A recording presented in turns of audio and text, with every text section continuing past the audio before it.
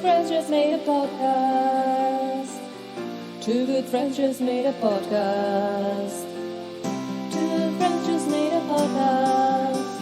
It's called Culture Bucket.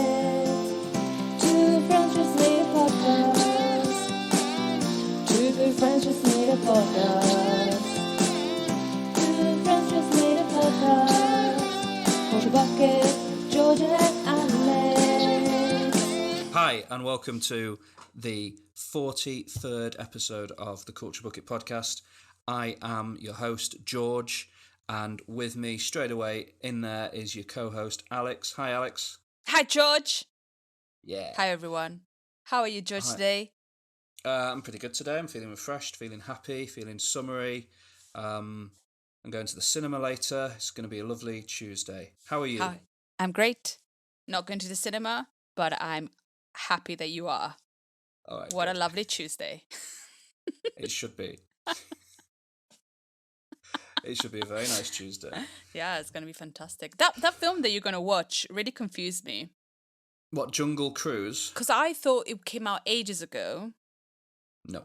But it clearly hasn't. No. And I think I got it confused with Jumanji.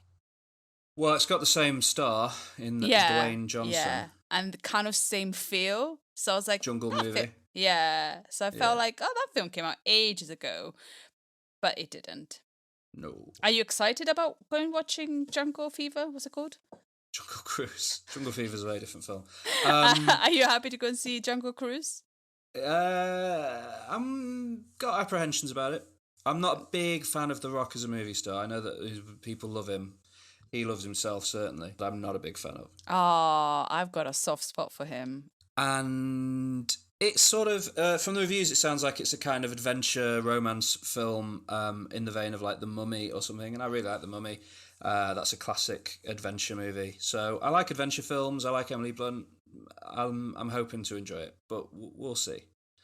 We'll see. I feel like Emily Blunt can make any film acceptable. She's definitely up there, yeah. Yeah. Like, she's definitely a good reason to watch a movie. So I'm in it for Emily Blunt, and we'll see how the rest of it all hangs together. Because I feel like, for example, Mary Poppins Returns wasn't a great film, but she made it acceptable because she's great. That's fair. She is. Right. Today, though, before I go to the cinema, we're recording an episode of Culture Bucket. What are we going to be talking about? We're going to be talking about our top 5 bands from the decade with no name, the Tens, or the Teenies, or the Teensters. Or the Wonders. The Wonders, if you're Australian. But we're going to go with the Tens because it feels most in line with the other naming conventions for other decades, even though it sounds awful. So we'll be talking about that later. But first of course, we've got our normal features, culture catch-up and homework to go through. So let's start with the one that always comes at the start, culture catch-up. This is Culture Catch-Up time. This is where we talk about what we've watched, what we've read, what we've listened to, and probably some other stuff. Culture Catch-Up time. So I'm starting this week. Yes, you are. Exciting. So I would like to talk about a couple of films and a couple of albums. But I think the couple of albums I want to talk about, you probably have listened to as well. Probably. So... would you like to talk about the albums first or the films first? Let's do the films and then we can talk about the albums and then go into what I have to talk about. Yeah. So I watched... well, first of all, I'm not going to talk about this film very much. I'm going to talk about 3 films, but one very quickly. I watched this film with... called The High Note from 2020, which is an okay film with Dakota Johnson and Tracy Ellis Ross. It's okay. But the amazing thing is that Eddie Izzard is in it. Like, I've watched 2 films in the out of a week with Eddie Izzard in them. How crazy is that? I haven't seen her in ages. Crazy. Like, the last thing I know about her is just that she runs lots of marathons. Yeah, loves to run marathons. Does turn up in does do some acting. Is in Hannibal. She's very good in Hannibal. And But does she play a man or a woman? a man. Yeah, because even in this one, she plays a man. Yeah, that's okay though. She can play No, whatever. no, no. I mean, She wants no. to. I'm not saying there's a negative thing. I'm saying that it's interesting that she plays a man in these films. Yeah, I think she's using she her pronouns at the moment, but is still, I think, deciding each day whether she wants to dress masculine or feminine. So Absolutely, that's yeah, perfectly fine. But all I'm saying, yeah, but it's a film. It's about an assistant to Tracy Ellis Ross. Dakota yeah, Johnson is an assistant to Tracy Ellis Ross. Stuff happens. There's a bit of maybe deepness when it comes to women and music and old age, but it's okay. But yeah. cool. Just a thing about Eddie Izzard. So I watched a 2020 film, which like a biographical film called The Glorias. And it's a biographical film about Gloria Steinem, who is a political activist, a journalist, and she was at the forefront of women's rights in the 1970s in America. And this film stars Julianne Moore, Alicia Vikander, Janelle Monáe, Nice. Lorraine Toussaint. So Julianne Moore plays one of the Glorias. So the Right. film is called The Glorias. And but it is not just Julianne Moore plays the last kind of moment of the last chapter of Gloria, and there's a few actresses that play her as growing up, and Alicia Vikander plays her as when she starts becoming a journalist. So this film is about her life and from childhood to now, and there's also a cameo from the actual Gloria Steinem at the end. And yeah, so it just talks about her life and how she, when she grew where she grew up and how she grew up. She grew up on the road because her dad was a bit of a con thrift man. He just bought stuff and sold it for higher prices. Her mum had some mental health issues. It looks at her traveling to India and talking to women in India and the issues that lower castes were having, and then her back in New York and in America, and starting a women's activist group called the National Women's Political Caucus, and she was against she was for the abortion rights, and basically her life story. I never knew about her, and I thought it was really interesting to find out more about her. This film has got really on IMDb. It's got 5.6, which is pretty bad, and the first review says it's 4.5 out of 10. Is that because anti-feminists who haven't even watched it are just giving it 1 star? Because it's a good film, it's a good concept. The fact that you see Gloria in different moments in life, and it's not linear. It's not recounted in a linear way. It's sometimes you see a Gloria now, sometimes you see Gloria on as a kid. Sometimes you see her when she just started being a journalist and the problems that she had. There's this theme throughout that she's on a bus, and all 4 Glorias are on this bus and they go forward. There's some kind of weird, dreamy like state moments that are a bit strange but make sense. And it's a very long film. It's like two and a half hours, nearly 2 hours and 40. But it's so. Lord. But it's there's so many different sides to it that it kind of doesn't feel like it doesn't drag. very Right. much. So and I think that's a good way to tell this story, because it could be so long, because 2 hours and 40 minutes is just too much. But Yeah. how it is made, I think is done in a way that is not boring at all. So it feels like you're watching like different films. Like, for example, last night I watched 5 episodes of a series, and it is like 2.5 hours, and it didn't Yeah. matter because I enjoyed watching it, and it was different, and it kind of felt like that because it's kind of it's not linear. So you on one moment you're in India, and the next moment you're in New York, and it's enjoyable. I enjoyed it. Um Julianne Moore is fantastic as always. My first film watching Alicia Vikander. I think she's amazing. She's really Yeah. great. She's brilliant. Janelle Monáe, great as always. I'm so glad that she's doing more stuff in films. I love watching her, and she's it's a very very good film. I enjoyed it, and I wouldn't go I would go past the ratings and watch it. Even on Rotten Tomatoes, it's 67%. That's still fresh though. That's not terrible. That's not terrible, but I feel that it needs a little bit more.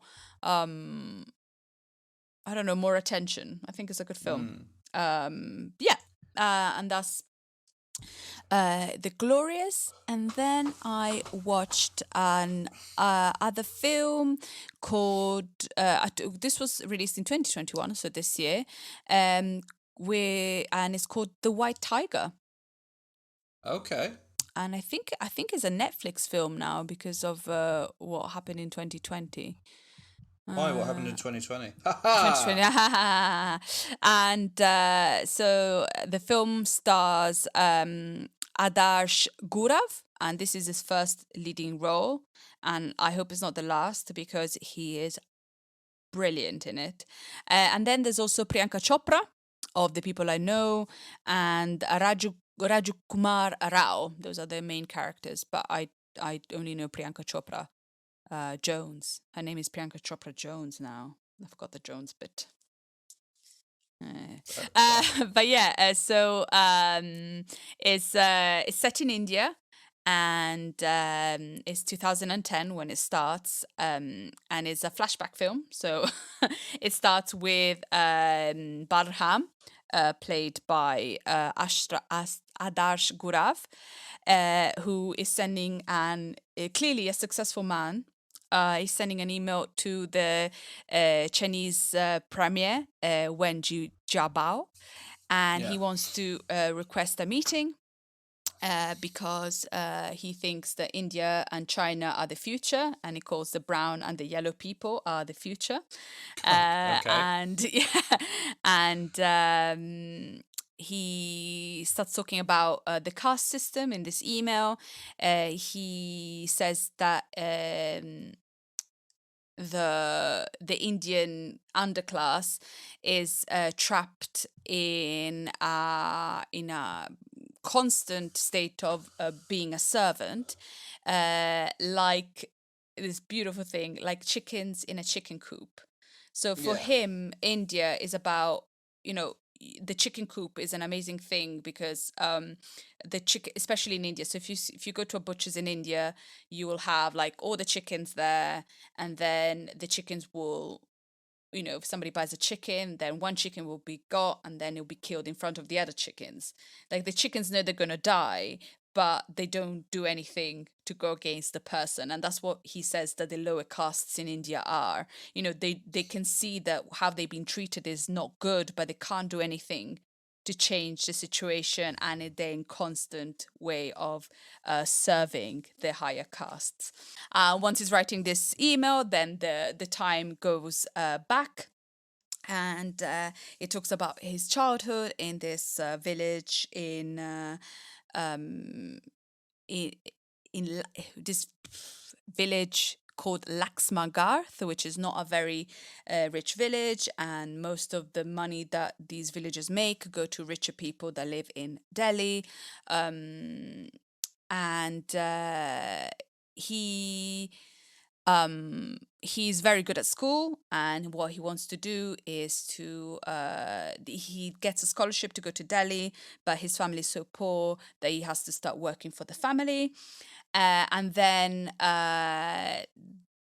he finds a way out by becoming the driver of the son of the guy that comes to collect the money every month from the village. Right.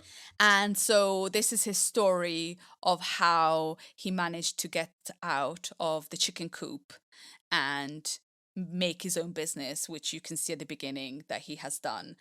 He doesn't do it in a maybe he does it by not being the maybe he doesn't do it in the right way or in a legal way, or but he does it, and then he becomes, who he becomes.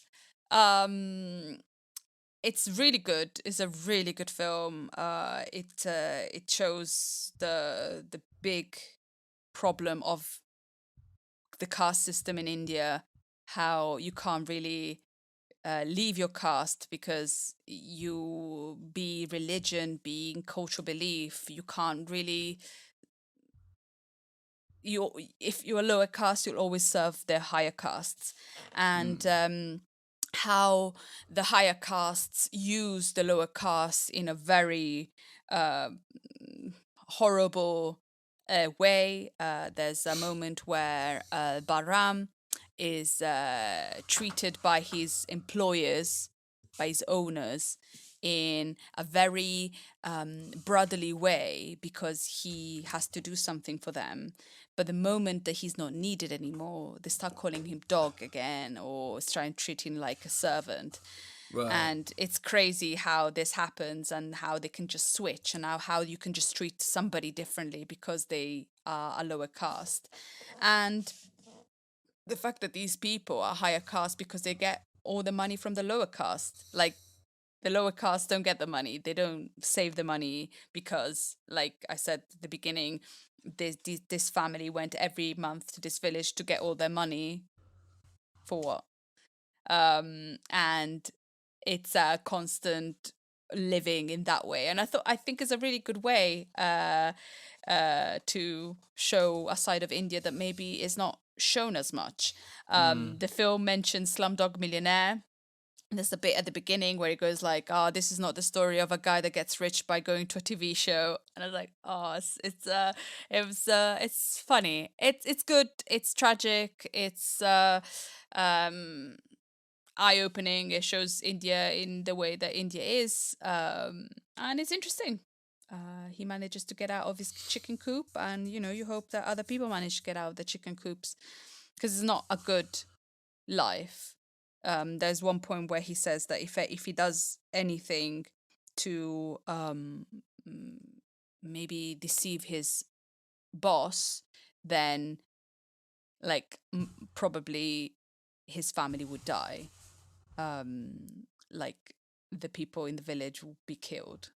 So Right. you are never so you can go work with this family, but if you do something bad to the family, then there are consequences.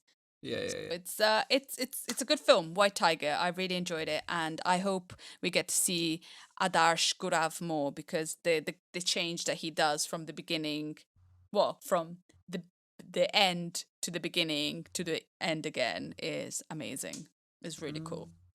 That's brilliant. It sounds really good, that film. I'd like to watch it. Yeah, it's on Netflix.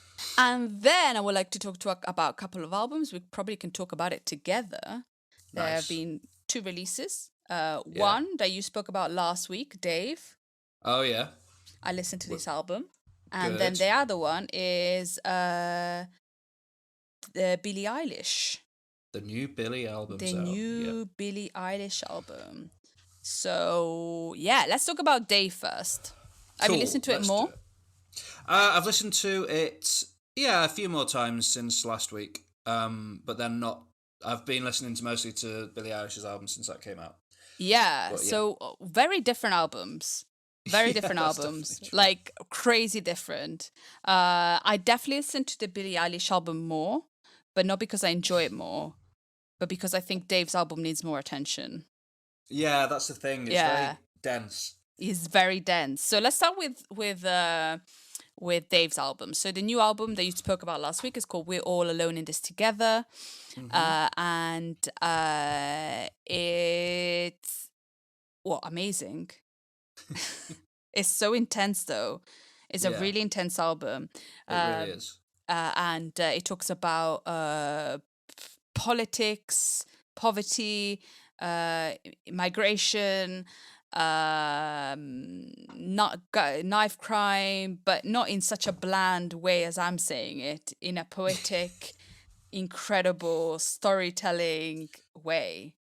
Yeah.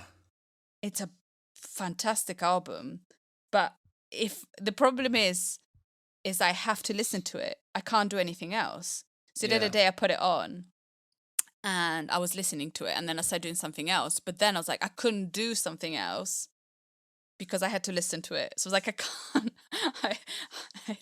I know I'm on holiday, but at the moment I don't have time to just. So I've been listening into like segments.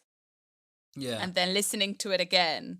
And so I've listened to it all week since we spoke last week.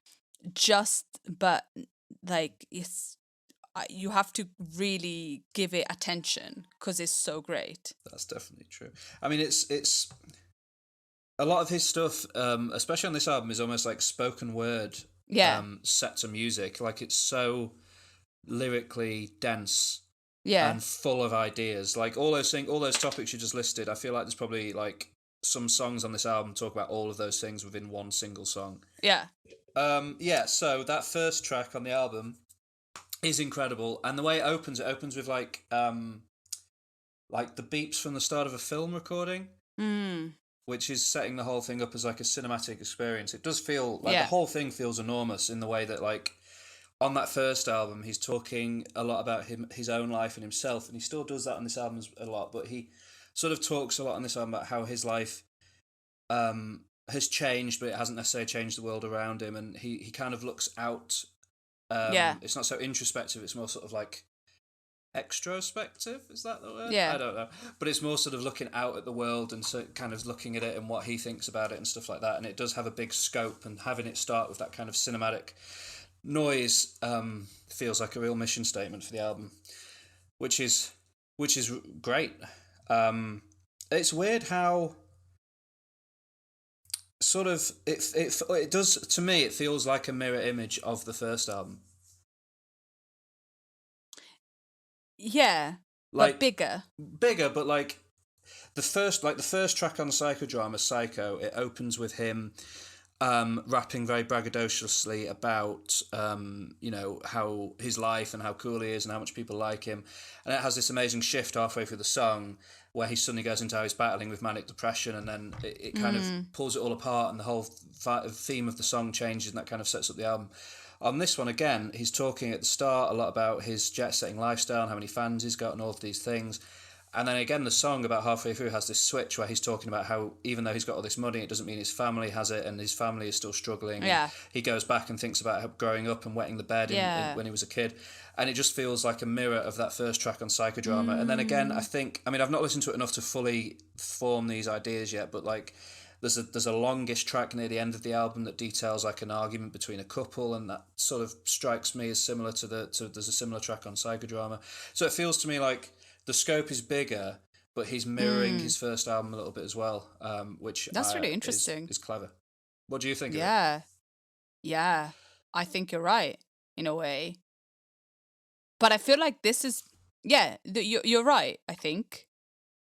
Think about it that way. I need to listen, but the thing is I need to listen to it more. I mean actual awe about this album, because not many artists, I feel, can give you so much in one album that you cannot not pay attention to it. Yeah. Like it's like watching a film. You have to stay there and listen to it. Yeah. And I think, and that's the thing, I've listened to it so many times, but I don't feel like I've listened to it enough, because there's so much more that we need to, there's so much stuff in there. Yeah, I think he's sort of, This is not. I don't know. It feels a bit pointless comparing the two things in a way, but like obviously Stormzy is this massive, huge figure in British hip hop, and you could maybe kind of broadly compare him to Jay-Z in terms of just being this just king of the industry kind of thing. Yeah. Whereas Dave seems to be more setting himself up as the UK equivalent to someone like Kendrick Lamar, who releases these albums where it's this complete picture of an idea that he's kind of zoned in on and focused on and really like honed his craft and his art, and yeah, it's incredible. No, he's amazing, and he's only like 23. I know, it's ridiculous. And it just feels like he talks like.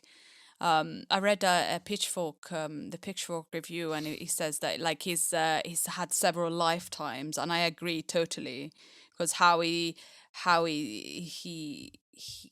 tells his story, and how he tells his story about his family, and how being a second generation immigrant, and how maybe disappointing he was to his family, but also how much work his family had to do and maybe abandon their dreams to become to provide a better life for him. And it's amazing. He speaks for, I think he speaks also for a lot of people and a lot of people's situation in the UK right now. Yeah. And for a long time. And I hope people listen to him. Yeah, definitely. If you wouldn't normally listen to, hip hop or grime or that sort of music, but you're interested based on our discussion, definitely give Dave's album a go, because they're their own thing. And the messages in them are really important and really well kind of constructed and well thought out. Certainly more well constructed than my ramblings right now. So go and listen to it and mine. Check it out. Yeah, he's incredible. Yeah. He's completely amazing. He's incredible. He has created 2 albums that are amazing, and it could be it could not boring. It could become preachy, but he's not preaching. Yeah. He's telling his story. Yeah. And his struggle. A struggle that is so real.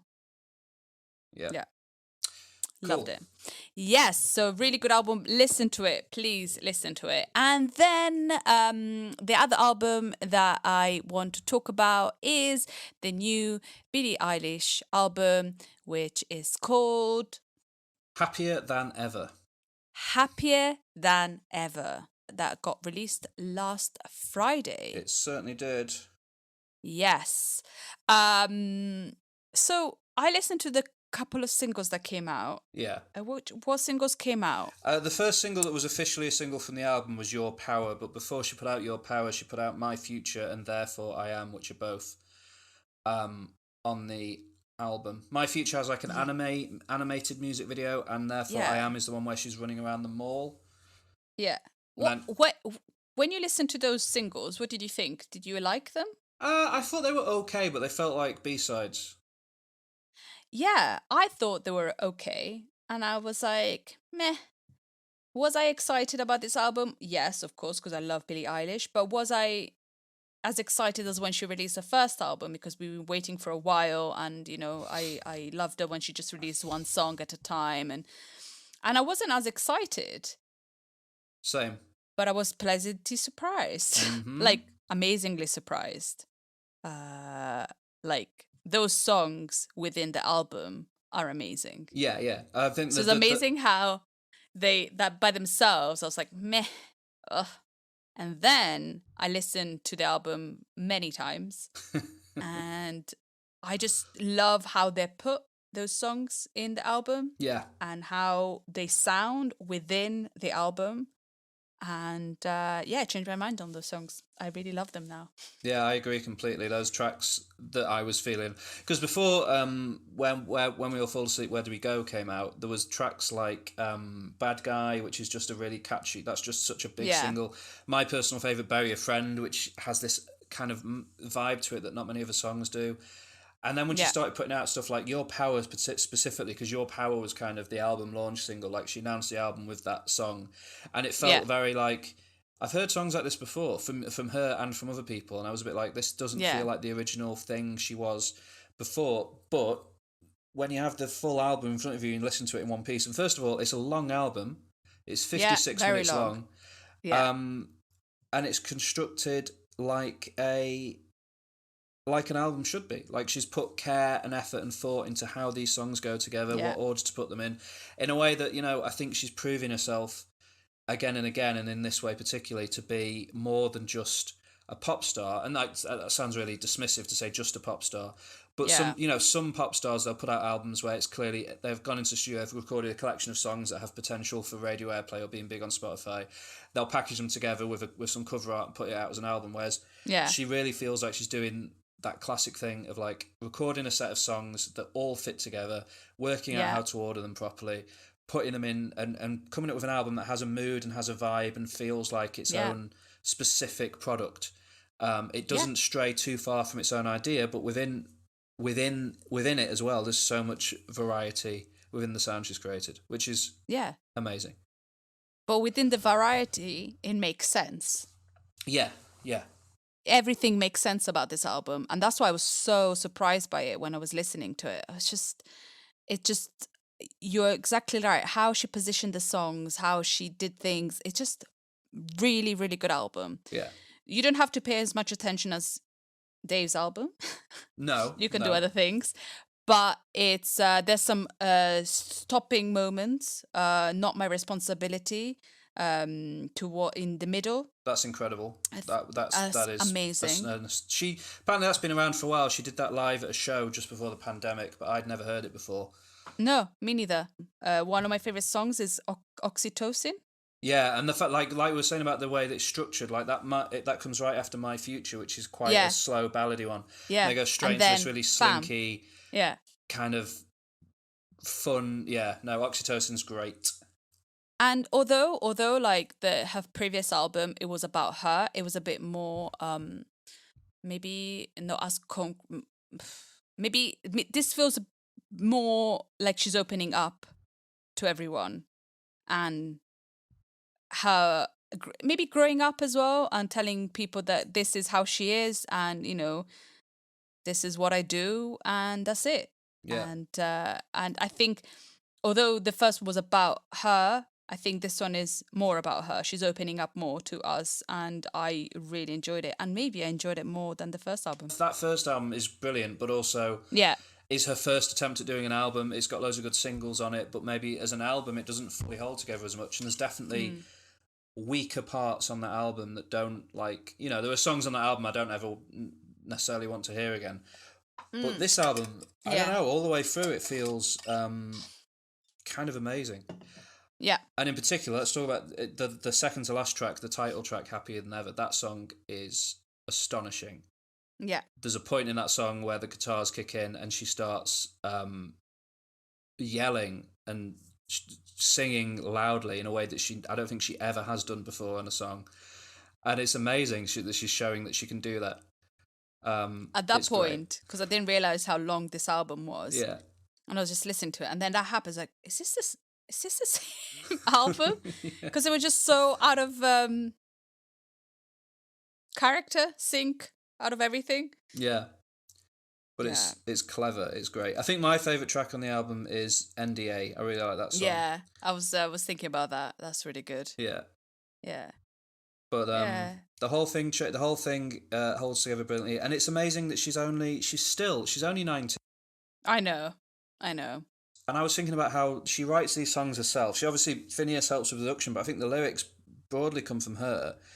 And they're amazing for someone who's only 19. Like, her use of the English language is so incredible. Like, she got big through those early songs and with amazing production work and all of these things, but it would be very easy for somebody to get big in that way and then sort of fall off. But she's shown herself to be sort of a singular force of talent, and it's incredible. There's an article I just saw that kind of backs up what I was thinking the other day, that she's apparently got the widest vocabulary of any pop star at the moment.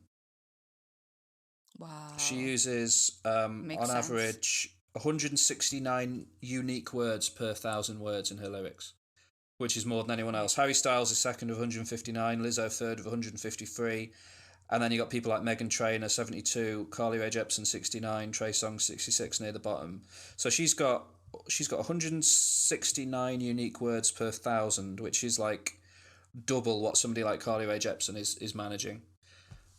And I like Carly Rae Jepsen a lot. That's not to diminish her, but like to be 19 years old and to have such a strong grasp, not just musically on what you're doing, but like in terms of the lyrics you're writing and your, you know, your writing skill is incredible. And the fact that she knows music and she knows how to do things, and the fact that her second album is this, it can only get more exciting. Yeah, I think. Yeah. With her, and you know, it's amazing that, you know, both Dave and Billie Eilish are two young artists that are amazing, and they could change. They change things. They've changed things, and they will change things because the industry. Yeah. You're not going to have another Billie Eilish anytime soon. Or Dave. No, probably not. I mean, you never know what will happen, but yeah, they are definitely. No, but they're amazing, and definitely. Yeah, this is a very good album. I loved it. And this week has been Billie Eilish and Dave. Billie Eilish and Dave. Yeah, that's fair. Same for me. Well, with one other album that I'll be talking about in a few minutes. But yeah. Yeah, but yeah, very exciting. Very exciting for music. Very good times. And that's it for my culture catch up. I like it. Some good stuff there. Definitely The White Tiger sounds like it's worth a watch. And obviously I agree with you on the two albums. Yeah, but White Tiger, definitely a good film to watch. Yeah, and The Glorias sounds good as well, but I'm just I don't know if a 2.5 hour film is going to be on my radar anytime soon, but it does sound good. I think White Tiger is about 2.5 hours. I just looked it up. It was 2 hours according to okay. Thingy, but yeah, no, they all sound good. Okay, so I'll talk about some stuff that I've been watching. Talk to me. I finished my run through of all of the Paranormal Activity films this week, which I was excited about. Oh God, George! Are they not scary? Yeah, they scare me quite a bit. Like I had a couple of like close to sleepless nights after watching some of these. Yeah, the film you made me watch made me have a bit of a moment at night, and we'll talk about it later. Yes, we will. So yeah, this is a series that started in 2007 with an original movie by Aaron Pelly called Paranormal Activity, and then ran periodically for the next few years for 6 films in total. And there is a 7th film due out later this year, which is apparently a total reboot and a kind of refresh of the series. So I had never seen the last 2, number 5 and number 6. So I decided, in preparation of the new one coming out, I'd go through the original series again and see what I thought of those that I hadn't seen before and how the older ones held up, etc., etc. So I'm not going to talk about them all in detail. I'm going to do a quick ranking of them and talk about them briefly as I go. So down at the bottom in slot number 6 is film number 6, Paranormal Activity: The Ghost Dimension. Are you okay? Yeah. Are you with me? There. I am there. All of these movies are about, pretty much with one exception, they focus on a family that live in a big house. They start experiencing strange things occurring, so they start filming everything and putting cameras up overnight and seeing what happens as a result. And as the nights go on, the hauntings get worse and worse until some kind of big event at the end of the movie that kicks it all off. They sort of follow that basic structure. This one, I think because the money that they were making from them was decreasing. Although these films are so cheap to make, they still always turn a profit, but they weren't turning as big a profit. So they decided they wanted to do something to try and shake it up, I guess, or get more people in. And they came up with this idea that it was going to be in 3D, so it's a 3D Paranormal Activity film.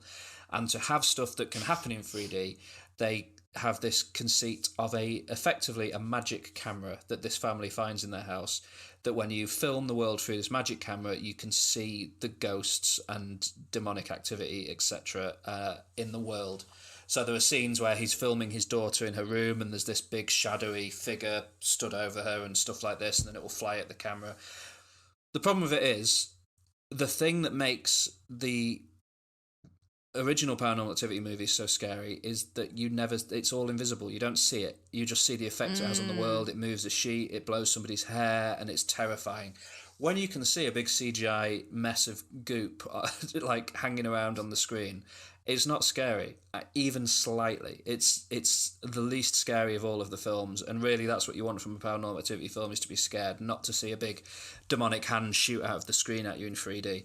So yeah, it really massively doesn't work. It kind of wraps up the mythology of the original film, so I'm glad I saw it to see how the story sort of ends, but ultimately it's pretty terrible. Yeah.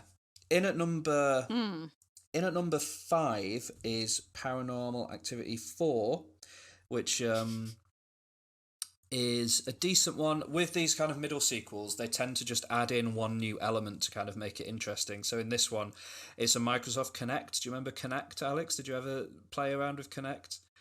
It was like this weird camera thing that attaches to an Xbox, and then it lets you kind of like play games by just moving your body around. Okay. Yeah, do you know the kind of thing? So the idea is that the way it does this is by shooting out thousands of infrared lights, and then it can measure how the lights are changing as you move around. So when you look at it in night vision, you see all of the lights so there's these shots of the living room covered in little white dots from this infrared Kinect camera, and obviously when the presence or whatever starts moving around the room, it causes disturbances in these dots.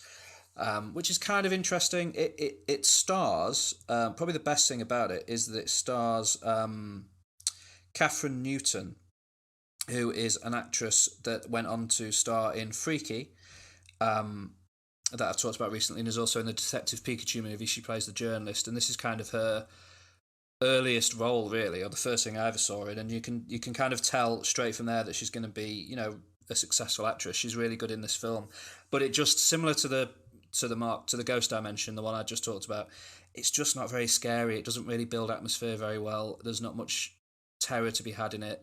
It kind of moves the story on in some interesting places, and the Kinect idea is kind of cool, but ultimately it's not that scary, and that's kind of a problem. It does have a crazy final shot though, which is good.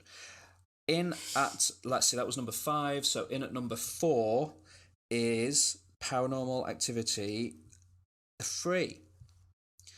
Paranormal Activity 3 is a prequel set in the 80s, set in September 1988. It shows you... So the main character of Paranormal Activity 1 is Katie. The main character of Paranormal Activity 2 is Christy, her sister. This film shows what happened to them when they were children in the 80s, and how these hauntings kind of began, and how this entity started following them through their lives. It's pretty good. The kind of like unique gimmicky thing that they put in this one is that the dad of the family attaches a camera to an oscillating fan, you know, a fan that moves like that. Yeah. Back and forth. And they have this big, massive open plan house. So there's these shots of the camera starting on their kitchen, and then it rotates to the living room, and then it goes back to the kitchen, and then back to the living room. And they use that to create some pretty good scares. Probably the most memorable one is there's a scene where the parents have gone out, there's a babysitter in the house looking after the kids.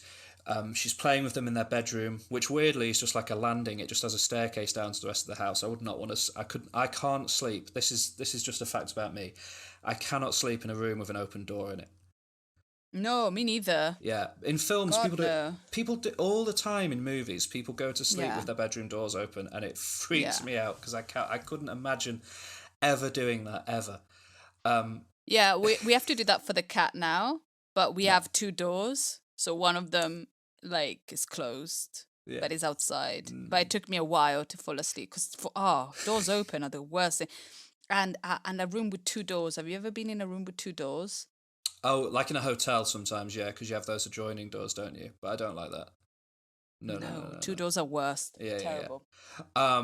So these girls, their bedroom is literally like on a landing. Like they just have this big staircase down to the rest of the house with no door or anything. I'm like, nope. No. Anyway, the babysitter's in the room with them, and she tells them a spooky story, and she puts a sheet on her head like a ghost kind of thing for briefly. Then she goes back down, and then there's this shot of her in the kitchen reading a book with her back to the living room, and the camera obviously is oscillating between the living room and the kitchen. and No. it shows her reading. Then it goes to the living room, and No. there is what looks like one of the girls is stood in the living room with the sheet over her head. Then it goes back to her, and she's still reading. It goes back to the living room, and the sheet has vanished. Then it goes back to her, and now suddenly the figure of the sheet is stood right behind her, and then there's a couple of beats, and then whatever's under the sheet just vanishes, and the sheet just falls to the floor, and the noise of the sheet falling to the floor alerts the babysitter, who turns around and doesn't understand what's happened. It's really, really creepy, and there's a few really good scares like that built into this one, so it's a pretty good one. I like Paranormal Activity 3. That comes in at my number 4 slot. In at my number 3 slot is the original film, Paranormal Activity, which is a classic. It's a really, really good film, but you can tell on rewatches and when you put it alongside the other films in the series that the budget was tiny, that they had no money. Oren Peli made that movie in his own house because he couldn't afford a set. That's how small the budget was, and it went on to make hundreds of millions of dollars. So it's an incredible piece of work, and it is still a really entertaining film. But for me, some of the other ones are just a bit stronger because they just had a bit more kind of money to put at them.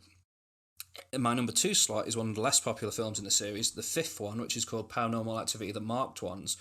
And this one, they totally shake up the rule book. It's not about a family in a house anymore. It's about this family that it's a Hispanic family who live in a flat, in a block of flats somewhere in California. And it follows this teenage boy who's about 16, 18 kind of years old, who lives in this house with his dad and his grandmother, and hangs out with his mate a lot. And the person in the flat below them has newspaper all over the windows, and they hear weird noises coming from the flat, and they start to investigate. And then this whole haunting thing happens again. But they go to lots of different locations, and it plays around with the mythology of the series in ways that the other films don't. And it has these quite cool shots where this guy is starting to get possessed, and he notices that he can do things like if he falls backwards, he'll just stop in the air because the thing won't let him fall to the ground.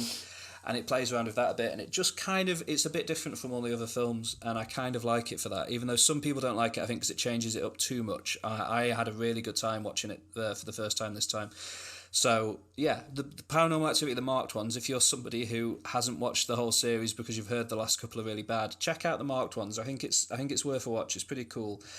And then in at my number 1 slot, obviously, is Paranormal Activity 2, my favourite in the series, and was in my top 5 from last week. And I just think it's brilliant. And I think overall, the franchise is one of the stronger horror franchises. I think the general level of quality of the films, with the exception of the very last movie, The Ghost Dimension, is higher than you get from most horror films that spawn a bunch of sequels. So yeah, I think the Paranormal Activity films are really good and worth checking out. And that's my ordering of them in a ranking. Okay, moving on to The Sacrament. I watched a movie called The Sacrament. Oh, is it a comedy? No, no, it's not. It's a 2013 movie directed by written and directed by a filmmaker called Ty West.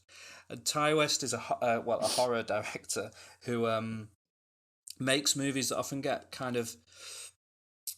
they're really Marmite films, because he tends to make movies that are very light on events and light on plot, but really heavy on atmosphere building and tension and character and stuff like that. So he made a movie, I think the first big film he made was a film called The House of the Devil, which is this film. It was made in 2007 or something, but it's filmed as if it's made in the 70s, and it's about this babysitter who goes to a house to do a babysitting job, and when she gets there, she finds this creepy family who don't even have a baby at all. They just want her to look after the house, and she agrees to it because she needs the money. And then most of the film is just her alone in this house while this kind of atmosphere builds, and she gets more and more kind of uncomfortable, but nothing really is happening. And I think it's brilliant, but a lot of people think it's just really slow and boring, but I love it. Next movie made was one called The Innkeepers. I think that came out in 2011, and again, that's I love that film so much, but not much happens in it.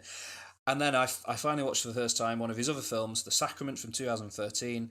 It is a found footage film similar to Paranormal Activity, and the conceit of this movie is that there is a guy called Patrick whose sister has disappeared because she has joined a cult, and 2 journalists from Vice, and they actually used the Vice branding and the Vice logo. Vice agreed to let them kind of actually have it as a film about Vice. That's pretty cool. 2 journalists from Vice follow him to the compound where this cult lives in some undisclosed location, but is kind of clearly meant to be somewhere in South America, while he tries to find out what's happened to his sister and potentially rescue her.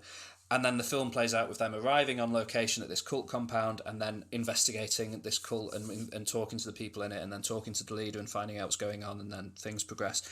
It's an interesting movie because it's not really a horror film. It's not particularly scary, but it's really, really focused on being a faithful adaptation in all but name of the Jonestown massacre, Jim Jones and his cult, who are, they're very, very famous. You'll have heard of them. They drank the poisoned Kool-Aid or the poisoned drink, and it was like 900 people really tragically died in this cult because this Jim Jones, who had started this cult, sort of led them on this mass suicide, and it was I think until 9/11 it was the single largest loss of American lives in history. No. Yeah, it's awful. The Jonestown massacre is awful, but fascinating if you're interested in cults and true crime and things like that. So this film it doesn't call itself Jonestown or anything like that. He changes all the names, but Ty West has broadly based this story on the story of the Jonestown massacre, and it kind of plays out exactly how that played out, and is more focused on showing those events than it is on being a scary film, which is interesting. And I really, really enjoyed it. I thought it was really good. It's really well made. And if you're interested in true crime, if you're interested in cults and these kinds of events and things, it's interesting to see a filmmaker sort of try to picture what it might have been like to be there and be present at events like these. And it's pretty good. The guy who plays the cult leader is called, what's his name? Gene Jones. He plays Charles Anderson Reed, or everyone calls him Father. And the centerpiece of the movie is this kind of 15-minute long interview that he gives to the filmmakers, where he's kind of talking in front of his congregation about his beliefs and stuff, and it's pretty compelling. It's pretty interesting, and I really enjoyed it. And I think it's a fairly unseen film. It's not that well known. It didn't necessarily get amazing reviews, but if you find those ideas interesting, I'd really recommend checking it out. So yeah, that's The Sacrament. And then the last film I'm going to talk about today is a big one. It is the brand new The Suicide Squad. Yeah. Did you go to cinema? I did. I went to the cinema to see this last Friday. It is written and directed by James Gunn, who made the Guardians of the Galaxy movies, so high expectations there. It's sort of a follow-on to the first Suicide Squad film, but also stands on its own as a totally separate thing. It's kind of an odd... It's not a sequel, but also it's not a reboot because it does have some cast members in common. Have you seen the first Suicide Squad film? No. It's terrible. It's so that's bad. why I haven't watched it. David Ayer, the director, has been out there recently kind of insisting that his version of the movie is really good, and Warner Brothers butchered it, and etc. etc. Similar to all how these directors saying my version is better than Warner Brothers. Shut up. We just, what's his name? Zack Snyder. Snack Snyder proved to us that is bullshit. Well, yeah, but the issue is a lot of people think that he was proven correct, because a lot of people love that 4-hour-long film, but I didn't, as we know. So I'm not sure how. Maybe David A is right, and there's a good film buried in that Suicide Squad from 2016 or whenever it was, but I don't really think so. So anyway, like what does he want to add? Like, is it too short? Is it too long? No, well, he's insisting that he made this dark character drama, and DC took it and tried to make it into like a funny, quippy, light-hearted thing, and it ends up just being this mess of nothing. And maybe that's true. Maybe that's true.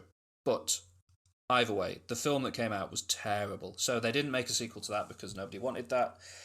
Jared Leto's Joker from that movie is famously like the worst version of the Joker that anyone's ever played. So James Gunn, he got fired from Guardians of the Galaxy Volume 3 due to some Twitter-based nonsense. He's been hired again, and he's going to make Guardians of the Galaxy Volume 3, but in between, while he was fired, he signed up for and agreed to make a Suicide Squad film for DC. which he's written and directed. Now, expectations for this were massive. I had high expectations for this. The world had high expectations for this. James Gunn has made 2 of the most popular comic book movies of all time in Guardians of the Galaxy Volume 1 and 2. He's shown that he can make incredible blockbuster entertainment. So, it was kind of a sure thing, people thought. It stars, returning from the original, you've got Margot Robbie as Harley Quinn. She is great as Harley Quinn. She's always great as Harley Quinn. She's great as Harley Quinn in the first Suicide Squad movie. She's incredible as Harley Quinn in Birds of Prey. And she's, she's great in this as Harley Quinn. She's always good. You've got, who else comes back? Joel Kinnaman, who played Rick Flag. He's kind of a bit of a nothing actor, in my opinion. He was pretty bad in the first one. He's better in this one, but he's not the reason to watch it. Who else returns? Viola Davis, who plays Amanda Waller, who's sort of the government agent that forces him to go on these missions. She's good. She has a job to do and she does it, kind of thing. Joining the cast for this one, you've got people like Idris Elba, playing Robert Dubois, I think his character's called. Yeah, Robert Dubois of Bloodsport. You've got John Cena as Peacemaker. You've got Sylvester Stallone voicing King Shark in this film. Who else is in there? Peter Capaldi plays the Thinker. David Dastmalchian plays Polka Dot Man. Daniela Melchior, who I've never seen in anything before, plays a character called Ratcatcher 2, who is surprisingly fantastic. And then the cast kind of expands out, and there's a bunch of other people in it, but they're not too worth kind of discussing because they're not nice. But those are your sort of main characters for the film. The plot concerns, I guess, the idea of the Suicide Squad is that it's low-level supervillains who are in this prison. Can't remember the name of it now, but it's the penitentiary from the comics. Amanda Waller runs this prison as a way of collecting people to join her Task Force X or Suicide Squad, where in exchange for 10 years off their prison sentence, they agree to go on a suicide mission somewhere to achieve something. And if they kind of fail the mission, or if they flee the mission or try to run away, they have a little bomb implanted in their neck that explodes. Or Amanda Waller can make it explode if she feels like they're not kind of doing what they've agreed to do. She recruits a team of low-level supervillains to go to Corto Maltese, which is a sort of South American country, island. That's a famous comic book, Corto Maltese. Is it? Oh, that's interesting.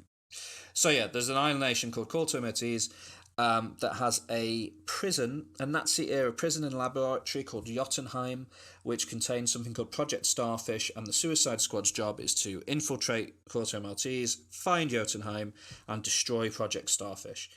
In there, so that's kind of the aim of the game. It's a very simple story, which is what works about it. It's set up a bit like a war film. That it's a bit like a Dirty Dozen or something like that. This group of misfits who have to go in and achieve this thing. I don't know what to say about the film. It's the action's really good. It's very, very violent. It's happy to be kind of a 15 or an R-rated film, so it's incredibly violent. It's full of swearing, etc., etc. Kind of what you'd expect a Suicide Squad film to be in an ideal world. Margot Robbie's incredible in it. Idris Elba's incredible in it. Sylvester Stallone is very funny as the voice of King Shark, this kind of human shark man that has a very kind of low vocabulary, maybe a bit similar to the Groot thing, but much more violent. There's a scene where he rips a man in half and eats him, which Groot never did. That's kind of the thing. It's similar-ish to Guardians of the Galaxy, and it's this misfit crew, but they are genuinely unpleasant people, as opposed to the Guardians of the Galaxy, where they're kind of like anti-heroes, but they have a heart of gold. Like the people in this movie are villains who are being forced to do this, so there's less heart to this movie, but the action's great and the performance is great. John Cena is, as always, shows how funny he can be. He's really, really good in this film as Peacemaker. A man so committed. There's a bit where he says he's so committed to peace that he'll kill every man, woman, and child he has to achieve it. That kind of thing. And it's pretty funny. I gave it 4 out of 5 on Letterboxd, which is a good score because it's a good film, and I really enjoyed it. But I had these kind of little secret hopes that it might end up being like my film of the year, that it would be a 5-star runaway smash and I'd love it. Like James Gunn, you kind of go in with those big expectations. And the reasons why for me it fell just slightly short of being perfect is that the marketing was terrible. They announced like a year ago every cast member in the movie and who they'd be playing, with one exception, which I'll talk about in a minute. But with one exception, they announced every single member of the cast and who they'd be playing. And then he was like, oh, they're all, people are going to die. Don't expect them all to make it through the movie, etc., etc. It's called The Suicide Squad. Totally fair. It's true. However, there's like an opening action sequence wherein about half of the announced cast members die.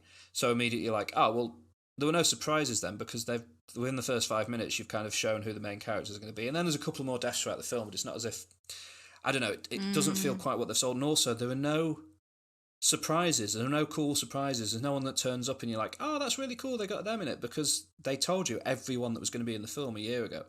So it's almost like you're just watching it play out. They show off, and the trailers for this movie have basically every funny joke is in the trailers. So there was no new point for me to laugh because I'd kind of seen every single joke out of context. The final bad guy, what the truth of Project Starfish is, was shown off in the trailers extensively. So like there's a pretty cool set piece at the end involving what Project Starfish is, but if you've watched the trailers, you know exactly what that's going to look like. And it's it doesn't have anything new to show that you won't have already intuited from just seeing all the marketing, which is such a pity. Because I think it would have felt really fresh and original if they'd just held back a little bit on what they showed us before it came out, which I'm really kind of frustrated by, because it is a good film. James Gunn makes good movies and he's pulled together a good film. For me, the jokes that weren't in the trailer because they're not very funny. I think his writing isn't quite as good as it was in Guardians of the Galaxy here. It leans a bit too into being kind of an immature, Deadpool-y type of thing, like jokes for kind of teenage boys. Doesn't necessarily really do it for me. But like I said, the performances are good. That it's fun. It's a really exciting, entertaining movie. It's a good blockbuster. It's 4 out of 5 for me on Letterboxd. Again, that's not a score I give out to something unless I've really enjoyed it. I just think that it's not quite the film that it could maybe have been, but still worth a watch for sure. Yeah, definitely. And James Gunn didn't come out and said, "Oh, I can make it better if Warner Brothers did this." No, it's crazy, isn't it? No, he's been saying in interviews that he, the thing he likes about Warner Brothers that he prefers working with Warner Brothers over Marvel, or one of the aspects he prefers Warner Brothers for, is how the freedom they've given him, and they haven't stepped in the editing room, they haven't done any of these things. And they've allowed him to make his own film. Now, for James Gunn, that's great.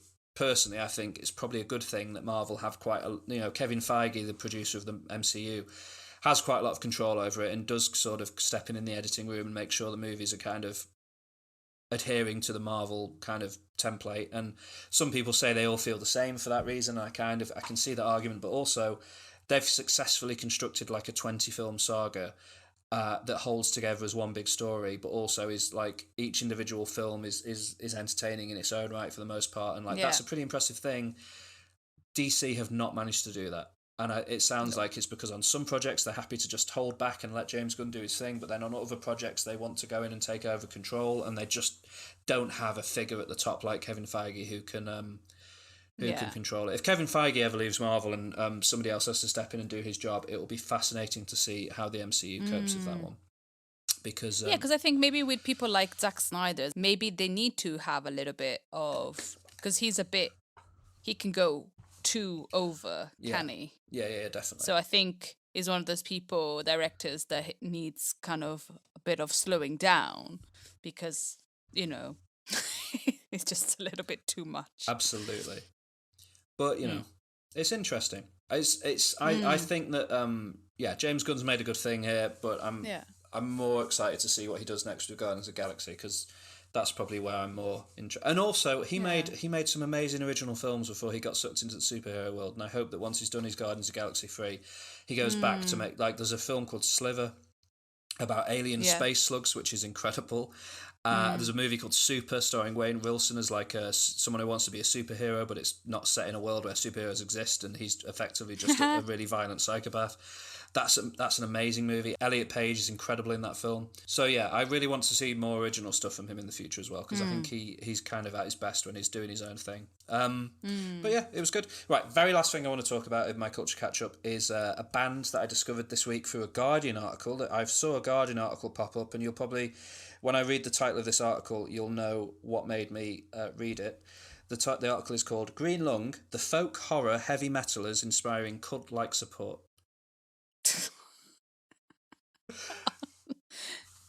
Cult Support. support. Those are the two things that attracted you, know. Folk horror, heavy metal. No, yeah, I'm just being silly. Yes, yeah. Folk horror, yeah, metal. So there's this band called Green Lung that I'd never heard about before, who were quite small, but I read this article about them and I went off and listened to their album as a result. They're fairly recent. I think their first, they've only got one album out so far. They've got a second album out near the end of this year, but their first album is called Woodland Rites. It came out in 2019, and they are a sort of a heavy metal band. They're sort of a stoner metal or doom metal type of band. Their lyrics are very kind of folk horror inspired, about the woods and trees and Satan and all of these things. Their music is really interesting. They sound, when you first listen to them, they sound like they're just a Black Sabbath ripoff. They sound very, very Black Sabbathy. But then I read an interview with the one of the I think the guitarist or one of the musicians in the band, who was talking about how when they first started the band, it was kind of almost like a concept project of what would Black Sabbath sound like if Brian May was their guitar player. And after having read that and listened to them a bit more closely, you can kind of hear they've got this, like, the vocals are very Ozzy Osbourne. The vocals really sound like kind of Black Sabbath, but the guitar work does have these kind of melodic guitar solos and guitar harmonies and all these things that do sound like something Queen would have been doing in their early years. And they kind of bring these two ideas together. And it's for a band that is very unknown and very small. They don't have a Wikipedia page, for example. The music is really strong. I've listened to this album through a few times, and some of the songs are really kind of standing out to me, and I'm really enjoying them. And yeah, their cover artwork for their album is this incredible, like, woodcut image of people dancing around a bonfire in a wood, and they're just I'm always looking for folk horror-y type of stuff, and folk horror music isn't something that you find very often. So when I kind of heard about this band, I was really hoping that I'd enjoy them, and I did. I think they're great. I've really enjoyed their first album, what I've listened to it so far over the weekend and stuff, and I'm really excited about the fact they're putting out a new album at the end of the year, and I'll be listening to that, and I'd recommend people go and check them out. They're called Green Lung, and their first album is Woodland Rites. So nice. Have a listen to that. And that's me for Culture Catch Up. We can move on to homework. Sounds all amazing. Thank you. Sit down at the back and be quiet and get out your book, because it's time to discuss your homework. Now. Last week we talked about the tens. Yeah. 10 films from the tens. And my homework was to watch The Witch, which is not. You know what? Until you wrote a message to me on WhatsApp, I thought it was The Witch with W, but it's not. It's The Witch. Yeah, well, that's how I always like to write. That's how time. it's done in the poster, yeah. But a lot of times people just write The Witch with a W. But I like to use the double V's because I'm cool. But I had never noticed until you wrote that. And I was like, what was he doing? And then I went to see the poster. And it says The Witch, because apparently there was no W at the time. So this is another, George wants to torture me kind of film. And so, I had to watch The Witch, which is another film written and directed by Robert Eggers and stars my fave, Anya Taylor-Joy, Ralph Ineson, Kate Dickie, and then an incredible performance by Harvey Scrimshaw. Never seen him before, just a kid, but pretty intense. And a set of twins. And a goat. But they're not twins. They're not twins, though. Are they not twins? They're not twins. They do a good I performance just as discovered. twins. Yeah, Ellie Granger and Lucas Dawson as twins. And there's a goat. A few goats, but there's one particular goat. Oh, yeah. So the film is set in New England in 1630. William and Catherine are really Christian, very religious. The film starts with them being banished from or leaving. Banished or leaving is kind of like both. I think both sides don't want to be there. The community doesn't want them to be there, and Catherine and William don't want to be in the community. Probably due to a religious factor. It's not really explained, but they have a trial, and William and Catherine leave their Puritan colony with their daughter Thomasin, their son Caleb, and the twins Mercy and Jonas. They build a farm, and they seem to have like a normal life. They seem, they build this farm and they're very religious. They pray, and then I think whilst in the farm they have another child. Yeah. So I think that child comes after they get banished. Yeah, so I think so. there's a baby. Yeah. So there's a new baby, and called Samuel, and Thomasin starts playing with the baby peekaboo. And then the peekaboo turns terrible. And after the third peekaboo, where Thomasin closes her eyes, she opens her eyes again, and the baby Samuel is not there anymore. Uh-oh. Cut to this figure running into the woods. Cut to a naked baby and a naked old lady. Cut to some pesto making. Yeah. Baby pesto. Baby pesto making. They think it's a wolf, but it is not a wolf. No. And then after that, things start going badly. We find out that the crops are not really producing anything. We find out that this Puritan family is kind of quite sinful. There's a lot of lying. There's a lot of blaming. They're very self-righteous, but then you find out, the mother treats the daughter very unkindly. The son has some impure thoughts on his sister. The twins are freaking scary, and there's an exchange at the river between Thomasin and Mercy, and I was ready to drown the little kid. It was awful. So the twins are awful. Their voices are awful. I don't know. There's something about their voice. Their voices are. Every time they speak, it's just horrible, isn't it? It was horrible. And so the family seems very sinful. The only one that is not, that seems to be the nicest is Thomasin. Yeah. But Thomasin seems to get the blame for everything. Yeah. What did you make of the goat when the goat starts being more of a presence in the film? So I was expecting something with a goat. Yeah. But because everybody else is so awful around the goat, you kind of forget that. I forgot that you told me to keep an eye on the goat.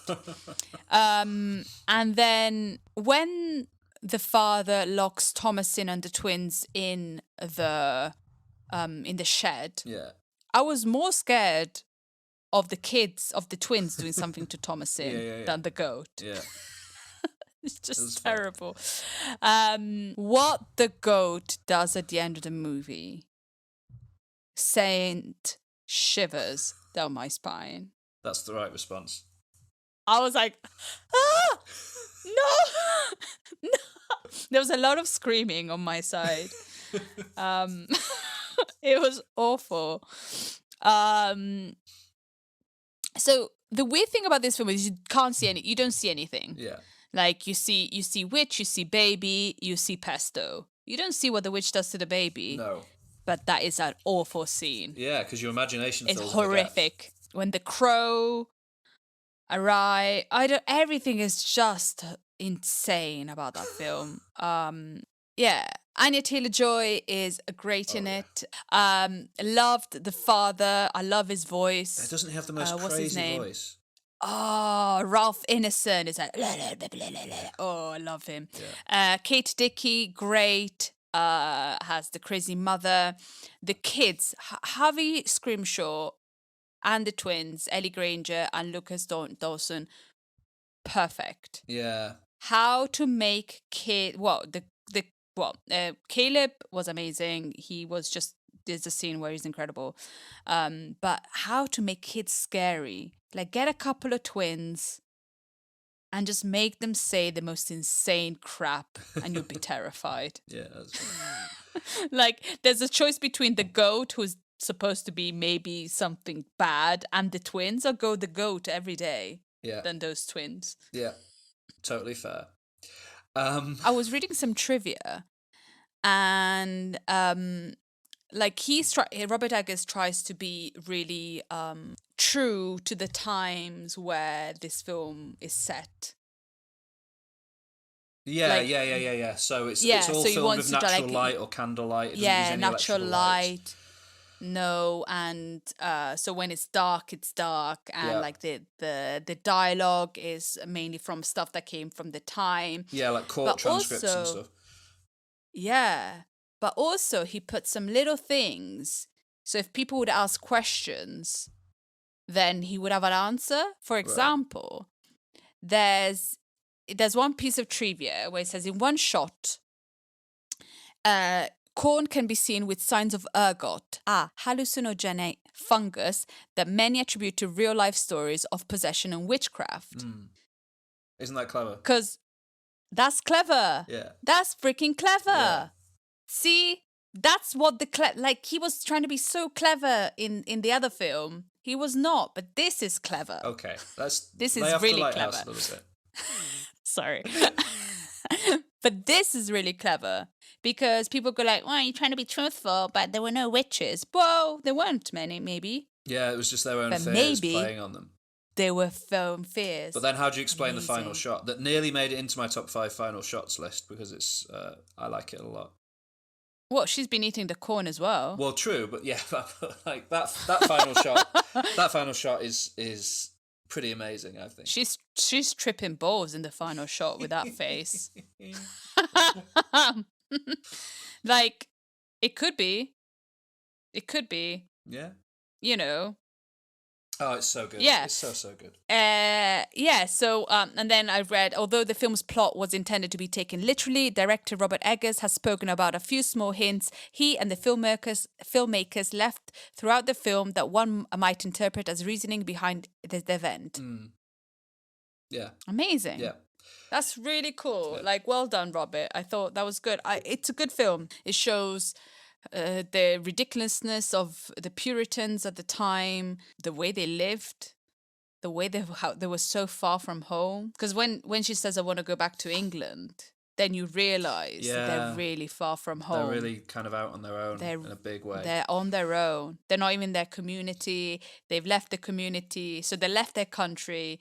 They left the community, and now they're on their own. I enjoyed it as much I could enjoy a horror film. Thank you again, because I've had moments where a white goat was in my bedroom and there was something eating it. So thank you for that. Okay, you're welcome. Cheers. Okay. I'm glad you liked it. That's good. Also, stop making me watch films set in the bloody woods. Like, I live in the woods. Well, that's not my fault. Okay, no, I'm really glad you liked it, and I'm glad you watched it because it is. I don't know. I think it's a pretty, for where the horror genre has gone and where films have gone overall. I think The Witch is a pretty bit of a milestone in the past decade. So, and especially as the starting point for someone who is gonna be one of the biggest stars in Hollywood, I think, for a while. It's important to see.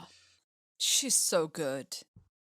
I think she's in his next film as well. I think she's I think his next movie is like a Viking film or some. It's called The Northman. Yeah, he co-wrote this. It's an epic historical thriller, and he co-wrote the screenplay with an Icelandic poet. So it's set at the turn of the 10th century in Iceland, and it stars Alexander Skarsgård, Nicole Kidman, Anya Taylor-Joy, Bjork, Ralph Ineson, Ethan Hawke, and Willem Dafoe. So Nice. my expectations are set to maximum for that one. Have we gone one episode of this podcast without talking about Skarsgård? No, probably not. There's our or mentioning his name. There's our Skarsgård mention for this episode. I love it. I Like, absolutely love it. Every episode we managed to mention Skarsgård. That's fair. They're all over the place. You can't escape them. Right. You're right. Wouldst thou like me to talk about Moonlight? Oh, there's a thing about butter. Thou'st eat butter. Do you know what the line about the butter? No, I don't know what you're talking about. Well, wait. So in The Witch, there's a line. Whilst thou like the taste of butter, whilst thou like to live deliciously. Oh, yeah. Well, apparently eating butter was like a massive sin, worse than lying. And that's why he says that. Oh, I like it. Eating butter is a sin. That's awful. I mean, what? You don't like butter? No, I like, but the image of like, I don't know, the way he says it is like chomping into a big stick of butter would be awful. Putting butter in your food is lovely. Eating butter, like butter. just chowing down on some butter is grim. Okay, Moonlight. Let's talk about Moonlight. Very different film. Very, very different film. Moonlight is a 2016 film. So is that the same year? No, 2015 for The Witch. So close. 2016 film, won the Oscar for Best Picture in 2017, despite the very famous mix-up at the awards show, which we don't need to go into. But it won the Oscar for Best Film, along with Best Supporting Actor and Best Adapted Screenplay. It is a coming-of-age biographical drama film about the life of a fictional person called Chiron, and it tells his life story through giving you snapshot glimpses at 3 stages of his life. At each stage is played by a different actor. So Alex Hibbert plays him as a child, Ashton Sanders plays him as a teenager, and Trevante Rhodes plays him as an adult. He has a childhood friend called Kevin, who is also played by 3 different actors. Jaden Pino as a child, Gerald Jerome as a teenager, and Andre Holland as an adult. Rounding out the cast, the big important roles are played by Naomi Harris, who plays Paula, his mother, who is an addict. And you've talked before, Alex, about how she had to film her entire role in like 3 days. Yeah. And she's playing the mum at 30-year differences in age kind of thing, with just like performance and a bit of makeup. Mahershala Ali plays Juan, a drug dealer who is in the first section as when Sharon's a child and becomes a bit of a father figure to him. And Janelle Monáe plays Teresa, Juan's girlfriend, because again, similar to the Skarsgårds, we can't go an episode without talking about Janelle Monáe, which is fine because she's incredible. Yes. She's amazing. It is, yes, again, it's not necessarily the kind of film I always tend to watch, because obviously I tend to watch genre films and this is more of a drama.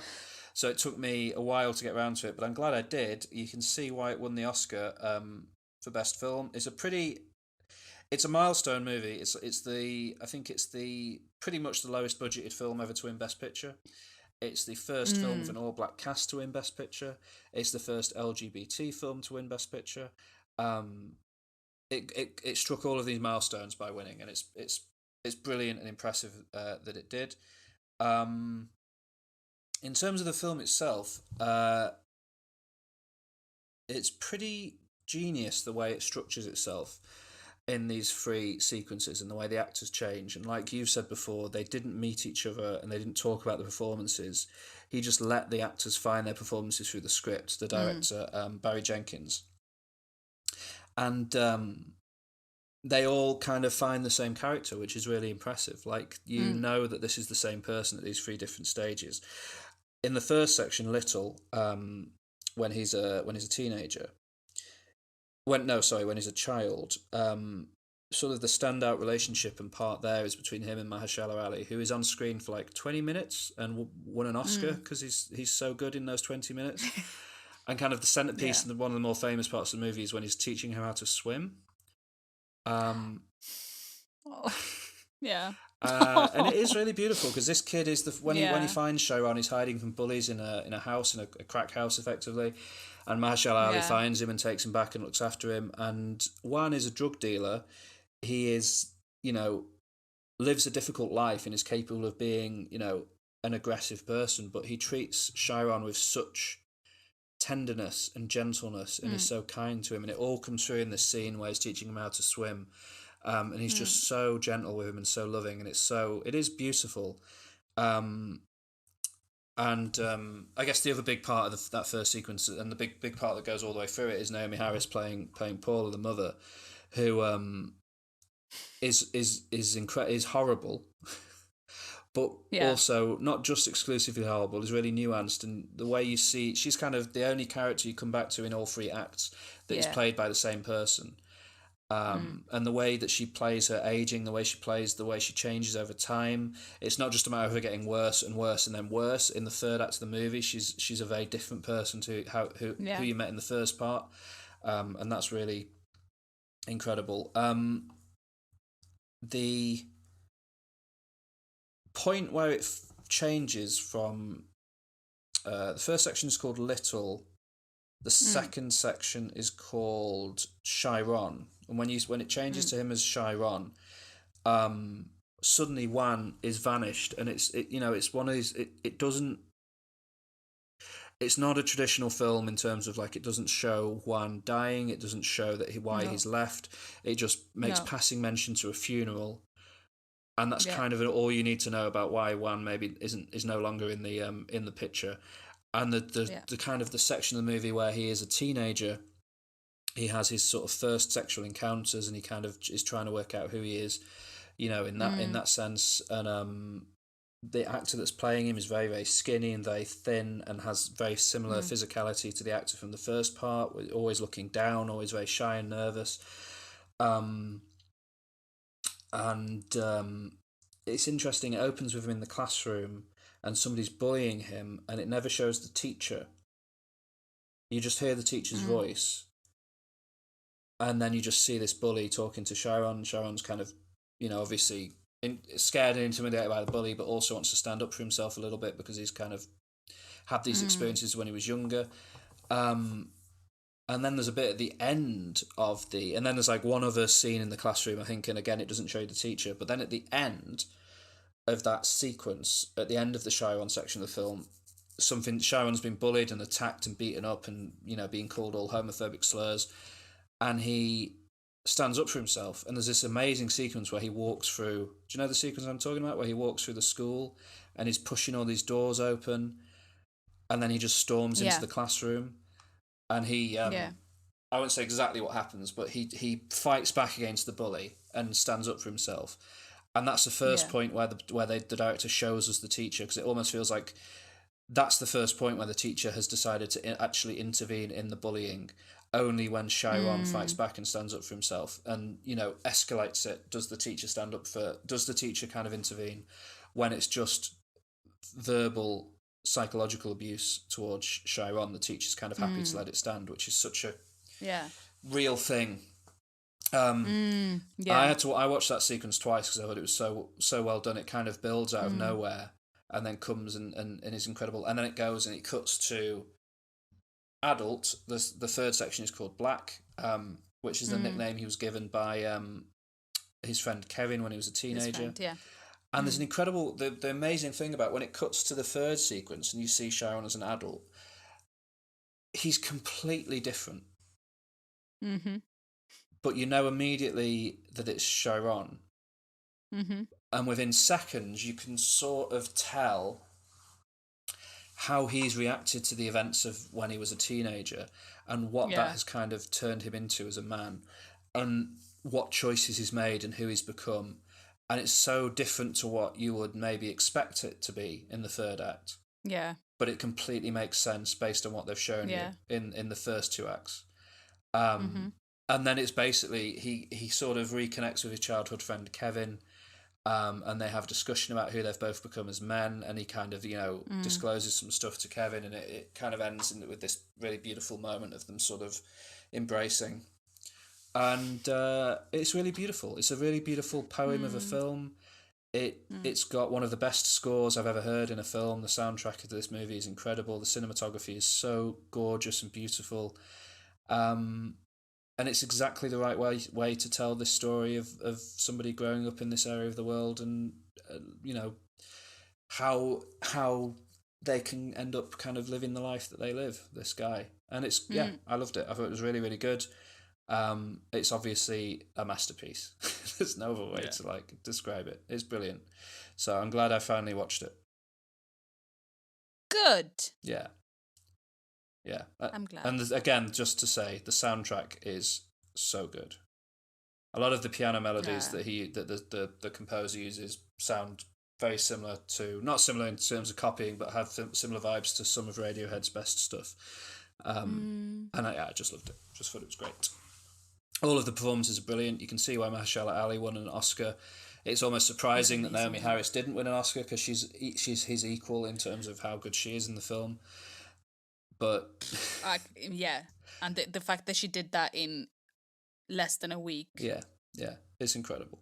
And she changed, from 3 different timelines. And she's the one that she was the only character in all 3. Yeah. The only actor in all 3 timelines. Timelines? No. Yeah, timelines. Yeah, pretty much timelines. Yeah. Yeah. Nah. It's interesting because it's based on. I read that it's based on an unpublished play, so it's based on a play that was never actually performed or published. That somebody else wrote, who grew up in the same area, sort of that Barry Jenkins did, and there's a lot of similarities in their stories. So I think that's what drew Barry Jenkins to it. But apparently in the play, it's structured as like a day in the life of these 3 people. It's all Chiron, but like as a child, as a teenager, as a man. But in the play, it kind of shows them concurrently. And it's not until halfway through the play that it becomes clear it's meant to be the same person. Oh, okay. Which is interesting. Yeah. It's fascinating that's how. I'd love to see how that works in terms of the play. Like, does it show them almost on stage at the same time, and then it kind of, I don't know. It's interesting. I'd love to see how that version of the story works, because this is obviously a much more linear tale, the way he structured it for the film. Which really, obviously works incredibly, and it lets you really kind of live in the performances of these 3 actors, and see how they, the sequential building of the film, the way that he does the film is incredible. But I'd be interested to see how it would be done in the play. But yeah. Good. Very different films, but both very good. Indeed. Shall we go to our top 5? Yes, sir, please. Oh, very quickly, have you had any of Bad Science yet? Yes. I read the first chapter. It talks about mainly about pseudo medicine. Oh yeah. And like pseudoscience, like toxins, and like what are toxins, and the foot thing is fascinating. Yeah. It talks about this thing about that you can go to these places and you can have a foot bath, and depending what kind of toxins you have, the water would turn brown. And but weird, I saw something about a month ago. Yeah.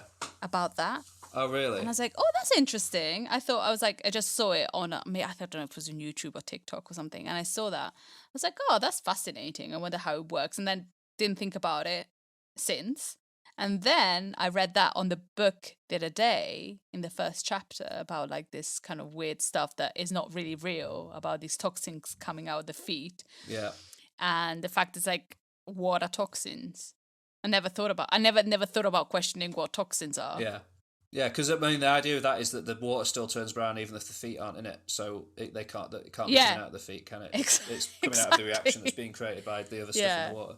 And it's fascinating that, especially in the age of social media, it's almost more important than ever to be aware of pseudoscience and nonsense like toxins, and obviously there are things that are bad for your body that you shouldn't have in your body, but that kind of just catch-all word toxins often doesn't mean anything.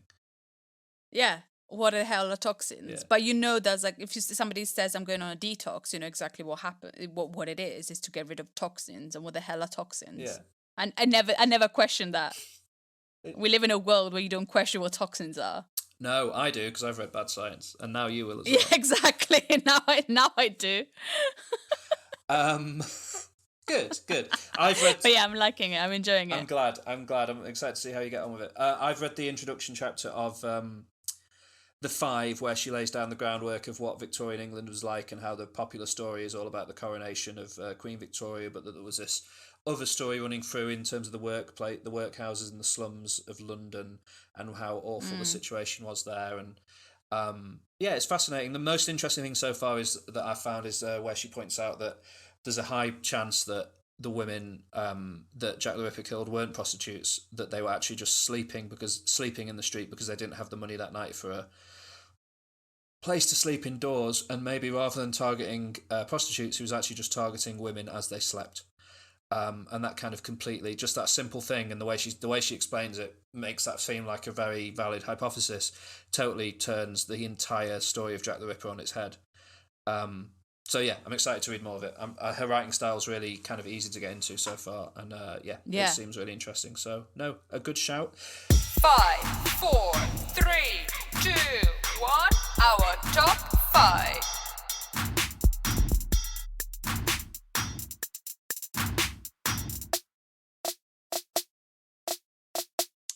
So we're doing top 5 tens band. Indeed, we are. My number 5 is a band that we've watched together. Nice. And I didn't know anything about them, but since we watched them together at a festival in Japan, I've pretty much been part of my life since then. They were my last gig I went to in Milan before all of this crap happened, and it's a Japanese rock band. Nice. Called One Ok Rock. Oh, 1 o'clock. Yeah, 1 o'clock. 1 o'clock. So yeah, I was a bit hesitant putting them in because I listen to them a lot, but are they the best? But they've been part of my life since 2000. And when did we go to that Fuji Rock? Was it 14 or 15? I can't remember which one they were at. The first year, 14. Yeah. So they've been part of my life for like 7 years, and I've listened to them. I went to their gigs. I love them. So they are from Japan, and they're formed from Taka, Toru, Ryota, and Tomoya. I'm not saying their surnames because we don't know them like that. We know them as Taka and the rest. Yeah. And they didn't start in the tens, but they became popular in the tens. Yeah. So they kind of been around since 2007, but they've been really big since their third studio album called Niche Syndrome. But I really like them. There's one album that we all really enjoyed listening to, which is 35. So we started really listening to 35, and then like those two kind of albums. And they're really great live.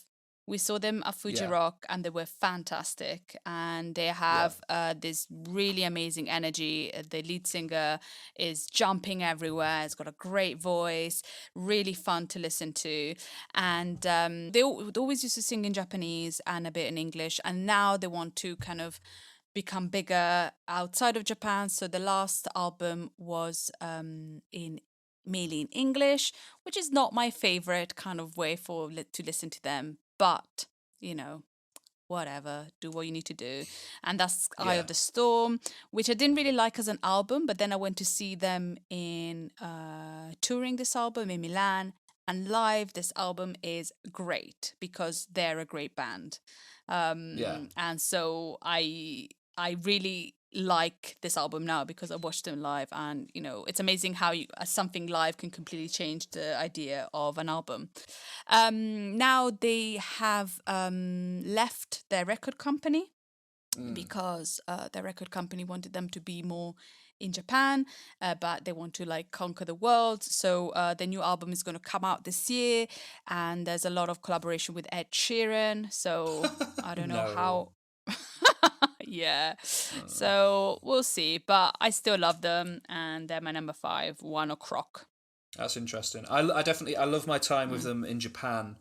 Yeah. But what they've done since I left Japan in terms of trying to break the world has, I don't know, for me they've sort of slightly lost something about what made them amazing. But maybe if I've not seen them live since I left Japan, maybe if I was like you and I'd seen them live, it would be a different story. And I'll still listen to them and I'll still check them out. And hopefully their new stuff is good.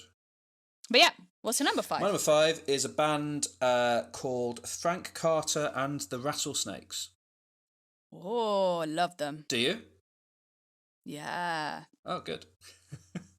I have no idea who they are. Oh, thanks, that's good. They formed in 2015. Frank Carter is used to be the frontman of a band called Gallows, a UK kind of hardcore punk band that are very much a hardcore punk band with screaming vocals and all that sort of thing. He left Gallows and formed his own group, Frank Carter and the Rattlesnakes, and they have, since 2015, they've released 3 albums with a 4th on the way in October.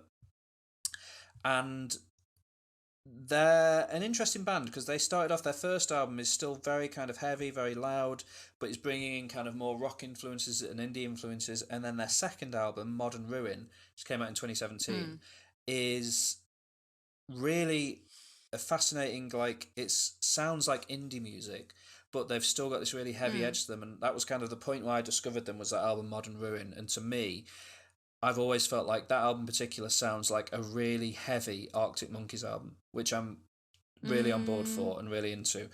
And then since that, they've done an album that came out in 2019 called End of Suffering, where they've gone even more sort of almost poppy at times and indie rocky, and have kind of dropped a lot of the heaviness from their music. But, you know, they still have, like, the lead single was called Crowbar, and the song titles like Tyrant, Lizard King, and all these different, like, they've got an interesting vibe to them.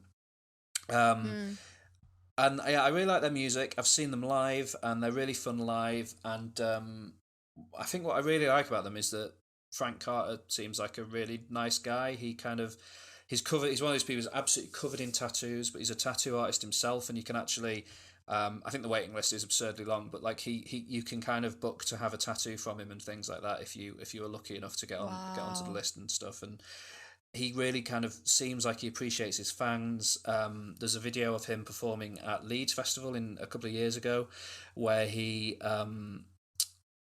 it's just very inclusive. He kind of talks about how he wanted it to be a safe space for women, and I think I can't remember exactly if it's this video, but he kind of encouraged the forming of like a women's only mosh pit, and is really into, like, you know, everyone being welcome at his gigs and concerts, and just generally being like a really good guy. And I really like him as a person, and his music's really fun and good, and yeah, I love it. The only downside to it is his new album. The new album that's coming out in October is called Sticky, and they've released 2 singles off it so far, and they've both been a bit poor. So hopefully it'll be like the Happier Than Ever thing, where the album as a whole hangs together and is brilliant. But so far they're definitely my number 5 favourite band of the 2010s, and they're just a fun, good band that are nice people. So check them out. Nice. Thank you. I like it. What's your number 4? My number 4. From Japan, we go to England. Nice. My number 4 is a English electronic music duo, because we need some electronic music in our lives. Sure.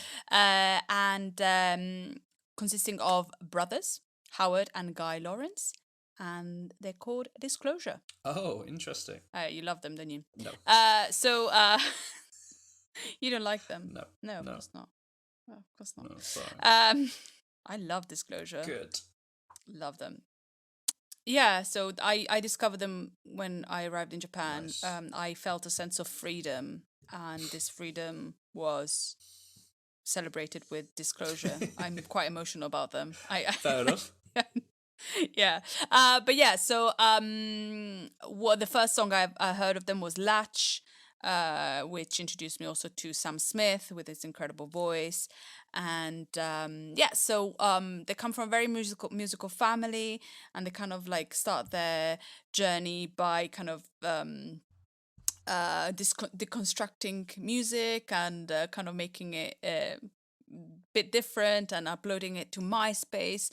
So they kind of started that way, and then this kind of got them a record deal, and then they started doing gigs and become bigger and bigger. They released 3 albums: Seto, Karakal, and Energy. I think the best one is the first one, just because of my emotional attachment to it. But I I love this album. I think it's really good, really different. It's got lots of collaboration with different artists. I think they're great. I like them. They're quite innovative when it comes to electronic music, and they're great. And they were my freedom album, and I will always take them with me. That's fair. That's a good reason to be connected to them. I like it. But do you not like Disclosure at all? No, I like some of their songs. Latch is probably a good song, and they've got some good singles. I just, when I've tried to listen to albums by them, I found it a bit there's a certain production style of British music from around like the early 10s that Disclosure kind of exemplify. And also, who was that record producer that worked with a lot of people and then did his own album? Can't remember. Rudimental? No, Rudimental. I think worked with Rudimental, but Rudimental part of this as well. There's just a general type of production style that doesn't really gel with me, and I can't quite explain why, but it's all that sort of electronic music from that era I'm not a big fan of. Yeah. But I don't think it's bad. I'm not going to disparage it. It's really popular and successful. What was the name of that? It was like Kid something, or I don't know. Naughty Boy. I don't know who that is. Naughty Boy. He's a sort of a DJ, record producer. Worked with Emily Sandé. Has worked with Ed Sheeran, Sam Smith. His production style, I'm not a fan of. Okay. Don't think it's bad. It's just not really for me. I find it all a bit samey. Like if he produces an Ed Sheeran song and he produces Emily Sandé song and I listen to them, I find them both, they sound too similar. Do you see what I mean? Like it makes everything, when he's produced a load of stuff, it makes it all sound too much like the same homogenous noise for me. Right, my number 4 is a reverse of you. From England, I'm going to go to Japan for my number 4 choice. Oh. Yeah, and I've picked the band A Baby Metal. Yes! Yeah. Yes. Baby Metal are a Japanese band. Wikipedia describes them as a kawaii metal band. My understanding of the idea behind Baby Metal is that they were put together by a J-pop producer who put together these 3 performers, Su Metal, Moa Metal, and Yui Metal, or what they're known as now, and realised that they were good, functional, talented J-pop artists, potentially, but they weren't ever necessarily going to be the most popular or successful J-pop group. Yeah. So he had this idea of combining them with metal for some reason, and sort of seeing and putting that together and seeing how that worked, and it ended up being this incredible, bizarre fusion of heavy metal and J-pop. And they have got a band. They have a backing band. So basically, Su Metal is the front woman who does the primary amount of singing. And she's backed up by Su Metal and what used to be Yui Metal, but Yui Metal has left the band at this point. But yeah. But Su Metal's still there as like backup vocals and dancing. And then they're backed by a band called the Kami Band, which is made up of session musicians, but really, really talented and skilled session musicians. And when you see Baby Metal live, they have sequences where they allow the band to just do their thing for a little bit, and that's always really entertaining. They've kind of grown into this phenomenon. They kind of came out with a few singles. An early big one was called "Gimme Chocolate," which is all about like enjoying chocolate and things. And they have like lyrics about anti-bullying and stuff like that, and they're just quite nice. And I think there's a lot of skepticism around them of people being like, oh, it's just people that want to like watch girls dancing and stuff like that. But I think with the talented band behind them, I don't know, I really like them. I've seen them live twice. I've seen them at a festival and I've seen them do their own solo show in the UK, and I really enjoyed both experiences. They've put out 3 albums at this point. The first one was called Baby Metal, second one was called Metal Resistance, and the third one was called Metal Galaxy. And they're all just filled with pop songs that are set to metal music. And, you can either be a big metal snob about it and say they're not real metal and insist that only Rob Zombie's real metal, or you can accept that metal is a huge genre that can have many different styles and vibes in it, and accept them as the fun thing they are. And they've talked in interviews about how when they started off they didn't know what metal was and they found it kind of strange and scary, but they've been so welcomed by huge parts of the metal community that they've ended up really embracing it as a genre and loving it, and hopefully they'll be around for a while to go. I really... It's a great concept. It is a great concept. So difficult, I think, to be able to be successful with that concept, and they managed it, and they managed to become international. Yeah. Because imagine if I think the only reason why they're successful is because they're from Japan. Right. Because I feel like if they were Western, they would have been trashed. Like, oh, I think you're probably right, yeah. Oh, you're fake, you're this, you're that. So they managed to create an incredible concept, and because they're Japanese, they've also managed to become successful at it, because I don't think any girl or woman would have been able to do that without being super serious. Yeah, you're probably right. In the West. But but whereas Baby Metal have a really good sense of humour about what they're doing. Yeah. And are really fun. Yeah. And they also, if you follow them on social media, they fill their social media posts with pictures of them taken at festivals with other really famous, Rob Zombie, Rob Halford from Judas Priest. All sorts of people embrace them and enjoy them and like them. And they're great. I love Baby Metal. I really, really like them. I think they're something different, and people should check them out. Yeah. Yeah. Great choice. Thank you I completely forgot about them. That's such a good choice. Right. That's such a good choice. You took my sister to see them, didn't you? I did, and I was incredibly sick and probably had COVID-19. So it was a great concert, but I was so unwell at that gig. So unwell, and it was Lisa was like, yeah, he was sick, man. Yeah, it was like February 2019, or maybe even, I think it was like early to mid-February 2019. It was just before everything fell apart. Just before the world collapsed. Yeah, and I was definitely I wasn't well, but I didn't realize it was potentially a highly contagious virus. So I apologize for going to that. I wouldn't have gone to that concert. Well, that concert wouldn't have happened a month later. So such is life. Man, we were all sick that year. Yeah. Don't worry. Like, we all thought we just had the flu, especially teachers. We're like, I get the flu every winter. Yeah, exactly. No. And I go to work and I cough on children. Now you can't do that anymore. No, don't do that. Right, what's your number 3? My number 3, we are still in the UK, and this is an indie rock band from London called the XX. Oh, nice. One thing I really enjoy about this band is just you can put the first second of the first song in their first album and know who they are. They have such a unique and interesting sound. Yeah. They go to the most minimal. They're very minimalist when it comes to their music, and when it comes to like their vocals and not their lyrics but their vocals, they're very kind of like a minimalist sound. Yeah. And after the first album, which was amazing, to be able to then produce another 2 albums which are different and still great, I think it was a big. It must be quite difficult. Yeah. Because the first album was amazing. It was just incredible. And so to be kind of young and to be able to like create 2 different albums, especially when one of your members has left, I think was pretty amazing. Yeah. I think they're probably like a band of the tens. Like they definitely represent for me the tens, and I really like them. Yeah. the XX. The intro track on the first album is one of the most beautiful pieces of music I've ever heard. It's so good. Yeah. Yeah. Yeah.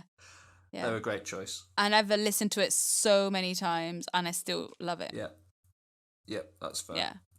And they get a bit more complex towards this third album, a bit more like noisy, but I think they still managed to keep like their unmessy minimalist style. Yeah, they certainly keep that going with the album covers. Yes, the album covers are amazing. Yeah. They're all the same, but with just different sort of filters applied. Yeah. They're cool. Yeah. They're cool. Yeah. Good choice. I like it. That's a good number 3. Thank you. What's your number 3? My number 3 is, again, stayed in England, a rock band from London. They're very recent. They formed in 2017, and they put out their debut album in 2019, and they are Black Midi. Black Midi is formed by Geordie Greep, Matt Kwasniewski-Kelvin, Cameron Picton, and Morgan Simpson.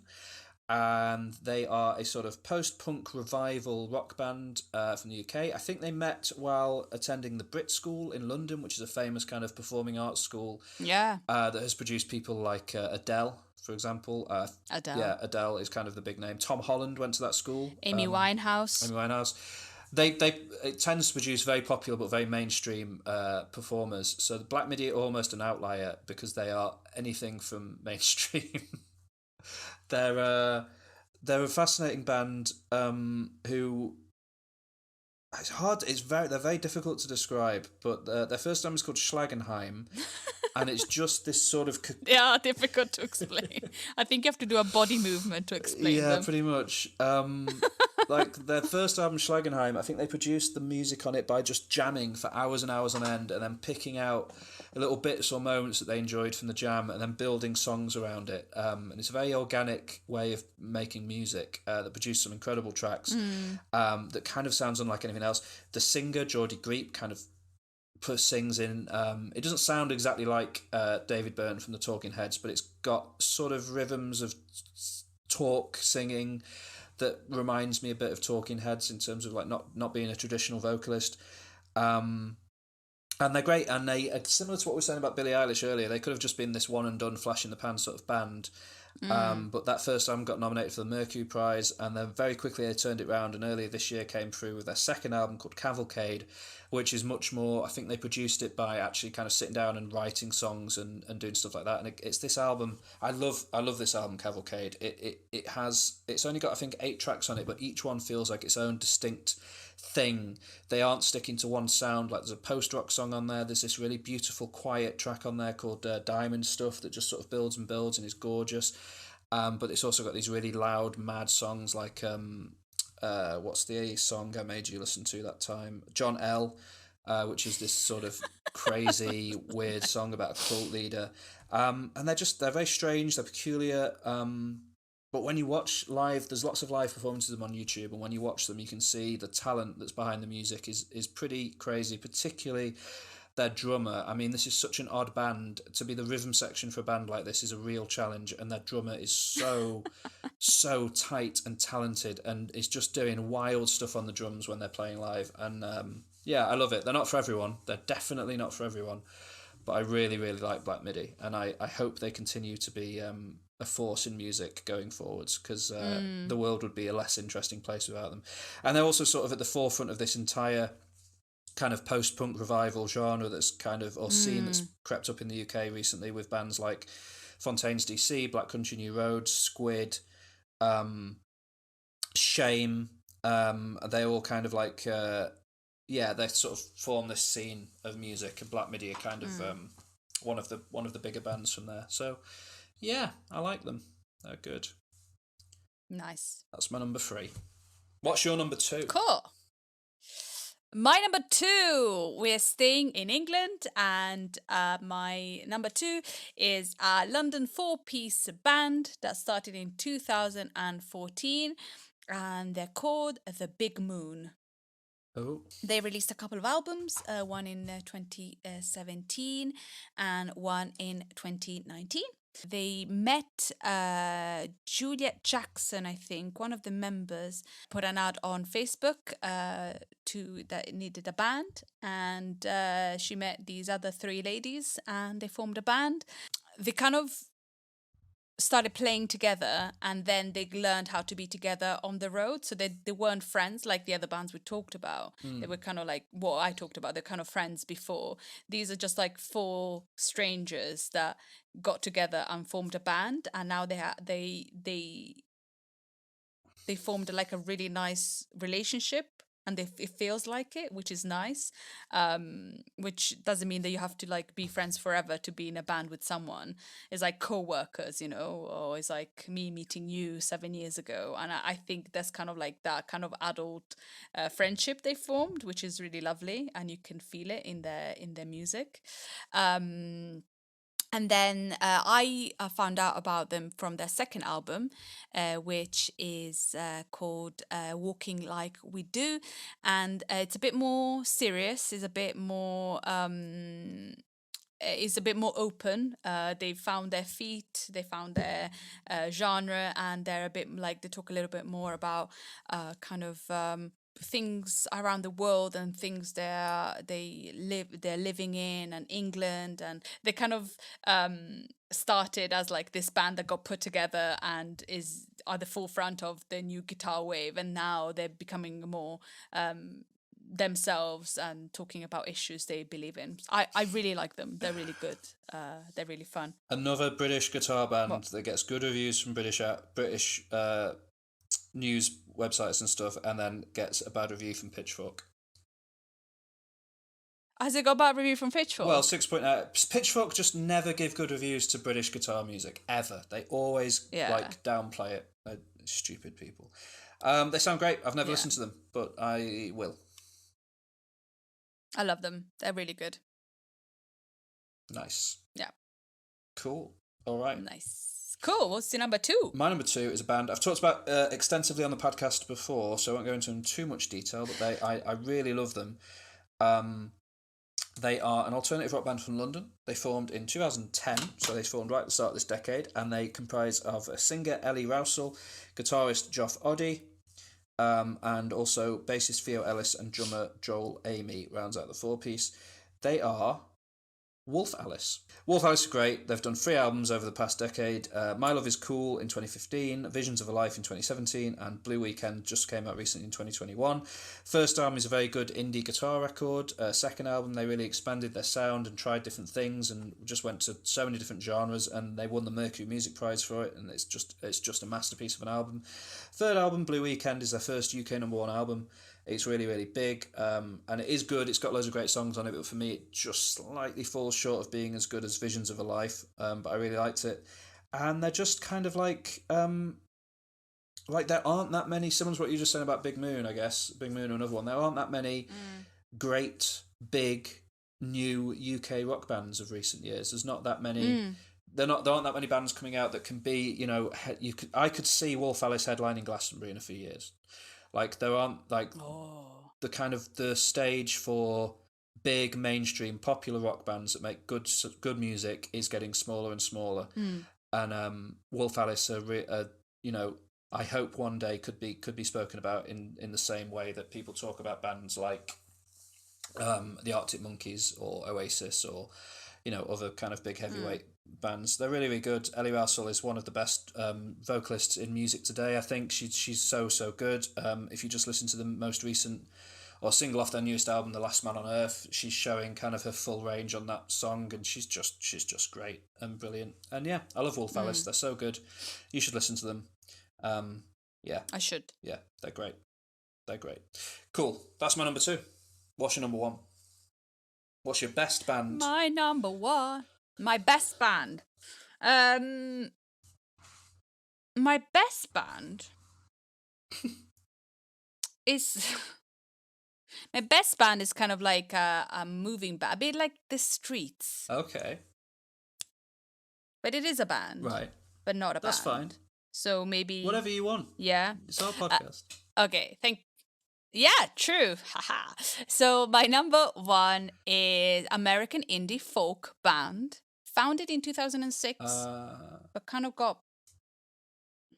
I know who this Who is it? Who is It's it? Bon Iver. Yeah. Good choice. Oh, I'm so basic. Just when you're talking about somebody who's So a band bad. but also a solo artist who's an American indie folk thing, it's going to be Bon Iver. I'm so basic. Oh, of course, I love Bon Iver. So yeah, Bon Iver. if you don't know, only if you lived under a rock, you don't know Bon Iver, I think. Maybe. But yeah, Bon Iver is a band led by singer-songwriter Justin Vernon, and the debut album was Forever Ago. Incredible album. I saw them in Glastonbury and I cried so much when I saw them. It was beautiful. And you can consider them a band, but it's mainly the head of, the mind of Justin Vernon, who, writes and produces all of the songs mainly. Yeah. Well, especially that first album was just him in a cabin, right? Pretty much. Yeah, the first album was him in a cabin. He had a band that broke up, and then he broke up with his girlfriend, and then he had mononucleosis, and then he went to a cabin just because life was too much, and he didn't intend to write an album, and then he created an incredible masterpiece of an album. Yeah. It'd be nice if one day I was like, I don't want to do anything, and then I create like the best art I've ever done. Haha! That's it. When you stop I'll go in a trying, cabin. and when you remove all expectations, that's when you can really open up and produce something incredible. The main thing about him is his voice. His voice is like this ethereal beautifulness of sound. Sometimes the words don't even sound like words. It just sounds like music. His voice is music with his music. It's beautiful. Does that make sense? Yeah. Since I'm talking to, yeah, and he released another 3 albums in the tens, and that's why I think he's a tens artist, and changing over and over again his sound. I really enjoyed 22 a Million. That is the one that kind of is that the one that sounded like, Kanye West kind of sounds like him? Yeah. It was. I think he worked with Kanye West on a song on My Beautiful Dark Twisted Fantasy, and then he seemed to get really inspired by how Kanye makes music, and then he put out 22 a Million, which just totally is using a lot of the production tricks that Kanye utilizes, but in a different genre, and it's a beautiful, gorgeous piece of work that you would never predict coming from Bon Iver. I think that's the point where he showed how timeless he is. Masterful. Yeah, exactly. See, it's amazing like how you can speak things, George. I'm glad that you can say what I want to say. Okay. I love it. Thank you. It's true. It's come on. Okay. This friendship has going on for years, and you know exactly what I mean. Okay, good. Yeah, I like it. I'm like, pella, pella, pella, pella, pella, pella, and you go, yes, it's better. You like Bon Iver, and I'm like, Aaron Desner. No, the guy that dances in that band. Who's the guy that dances in that band? Bez, that I had or to the listen erotic to? Volvo. The erotic Volvo. The erotic Volvo. I'm You are an erotic. Volvo. You're Bon Iver, and I'm erotic. I think you're holding yourself back too much there, but thank you for the compliments. All right, that's a good pick for number 1. Do you want my number 1? Yeah. Yeah, good. I'm glad you do. My number 1, again, staying in London or the UK. They're a London-based group consisting of 3 members with silly names, but I'll read them out. You've got J. Wilgoose Esquire, Wrigglesworth, and J.F. Abraham are the 3 members of this group. They formed in 2009. They've released 3 albums in the years since, and they are called Public Service Broadcasting. I love them. Oh, do you? Yeah, I actually know them. Oh, good, I'm glad. So, Public Service Broadcasting are a fascinating musical project. They take audio samples and recordings from all different sources and set them to music. And the first album they did this with was called Inform, Educate, Entertain, which is famously the mission statement of the BBC, is to inform, to educate, and to entertain.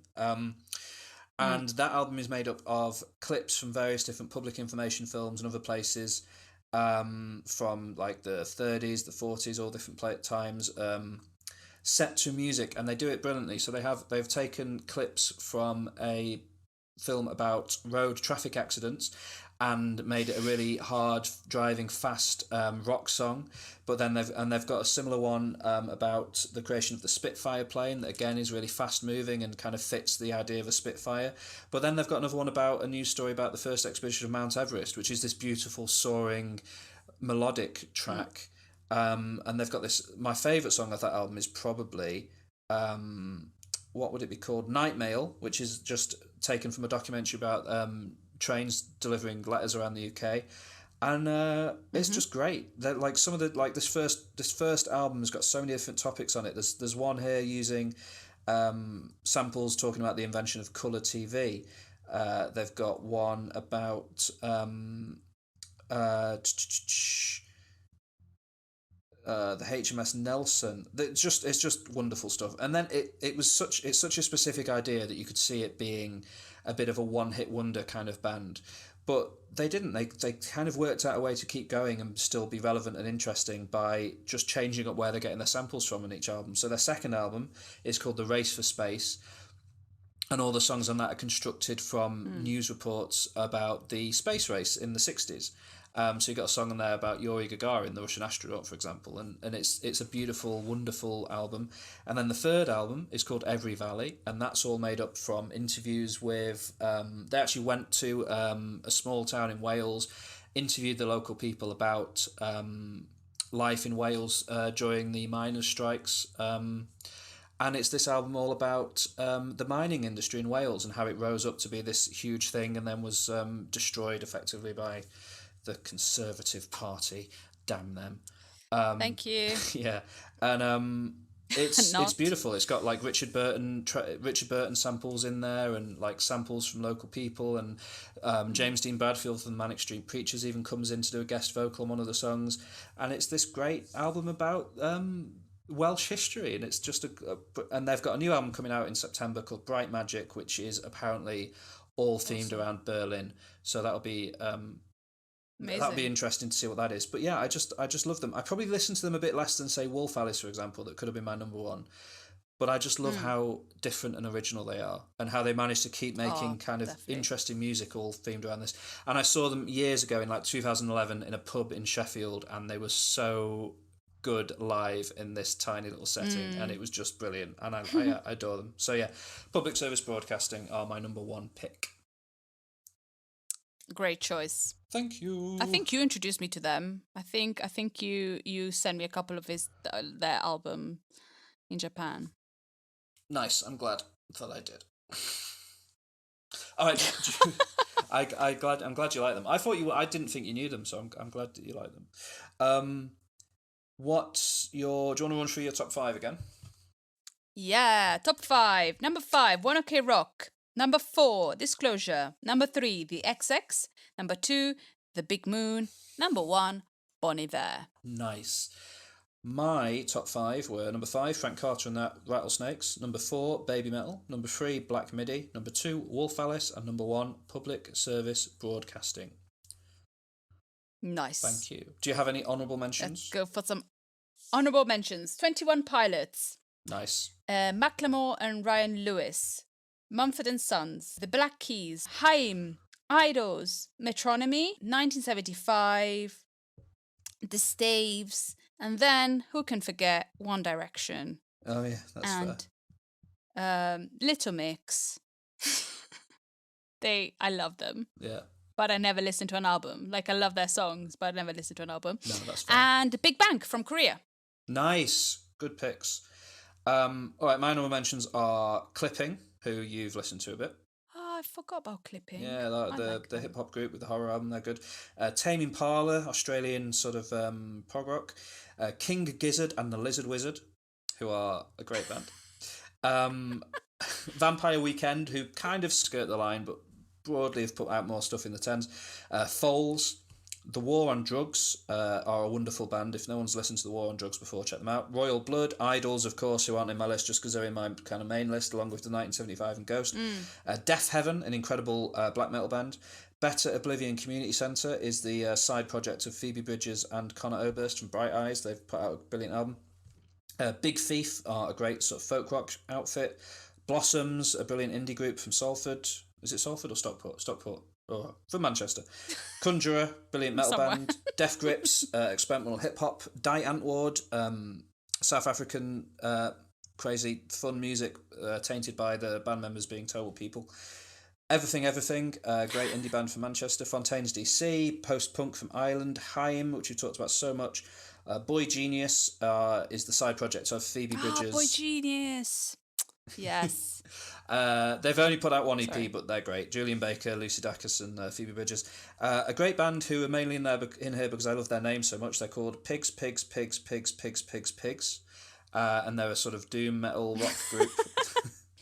And 21 Pilots, who didn't live up to their initial brilliance, and that's why they're not in my top 5. But they one of their albums is great. Yeah.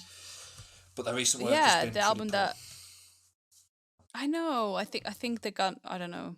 Yeah, but we live on. Right, have you got a homework assignment for me? Yeah, the only band that you haven't listened to is The Big Moon. So please listen to The Big Moon, and I don't know. I really like Walking Like We Do, which is their second album. Yeah. So I would like for you to listen to that. Good. But if you have time, yeah, Loving the Fourth Dimension, I think you might enjoy it. Yeah, I'll try and check both out, but I'll listen to their newer one first. Cool, I like it. Yeah. What should you listen to? So you've heard Public Service Broadcasting, you've heard Baby Metal, you've sort of heard Wolf Alice, haven't you? Yeah. And you've heard a little bit of Black Midi. Yeah. But you've not heard any Frank Carter and the Rattlesnakes. Okay. I'll let you choose. Frank Carter and the Rattlesnakes are good, but a bit more kind of just sort of what you're getting, or Black Midi are an interesting experiment that you might find stuff to enjoy in, so you can pick which one you would like to listen to. I'm going to give Black Midi another go. Okay. Check out their new album, Cavalcade. Okay. And see what you think. Give it a good listen, because there's a lot of different sounds on there, so see what you think. See what you make of it. Cavalcade by Black Midi. Nice. And do you have a recommendation from this week's Culture Catch-Up that people should go and check out? I probably will recommend, since we already recommended Dave last week, listen to it. I think I'm going to recommend Billie Eilish, the album Happier Than Ever. Nice. Just that? Anything else? I think The Glorias. I think The Glorias is a good film. Cool. The Glorias and Billie Eilish. Nice. I'm going to recommend people should go and check out. It's a big film. People have probably seen it anyway, but do go and watch The Suicide Squad. Support the career of James Gunn. And it's an enjoyable film. You'll have a good time with it. And also, listen to Green Lung. Listen to the album Woodland Rites by Green Lung, because I feel like they deserve more listeners. They are pretty talented for how small they are. Yeah, they're great. So, thank you so much for joining us for episode number 43, Top 5 Tens Bands. Join us next week for something a bit more open, a bit floaty, a bit sunny. We're going to be doing our top 5 summer films. That could be films set in the summer or films that just give us that summery feeling. So, join us for that, top 5 summer films next week. It's been a pleasure to have you with us, and please do find us on social media. We're very active on Instagram, but you can also find us on Twitter, Facebook, and various other places. All the links to our social media channels are in the show notes for this episode and every episode, along with the links to everything we discussed in Culture Catch-Up. So please do check those. And yeah, join us next week for episode number 44. You can join us next week for that, and it's going to be brilliant, and we love you very much, and we'll see you again in the future. Thank you. Bye-bye. Bye.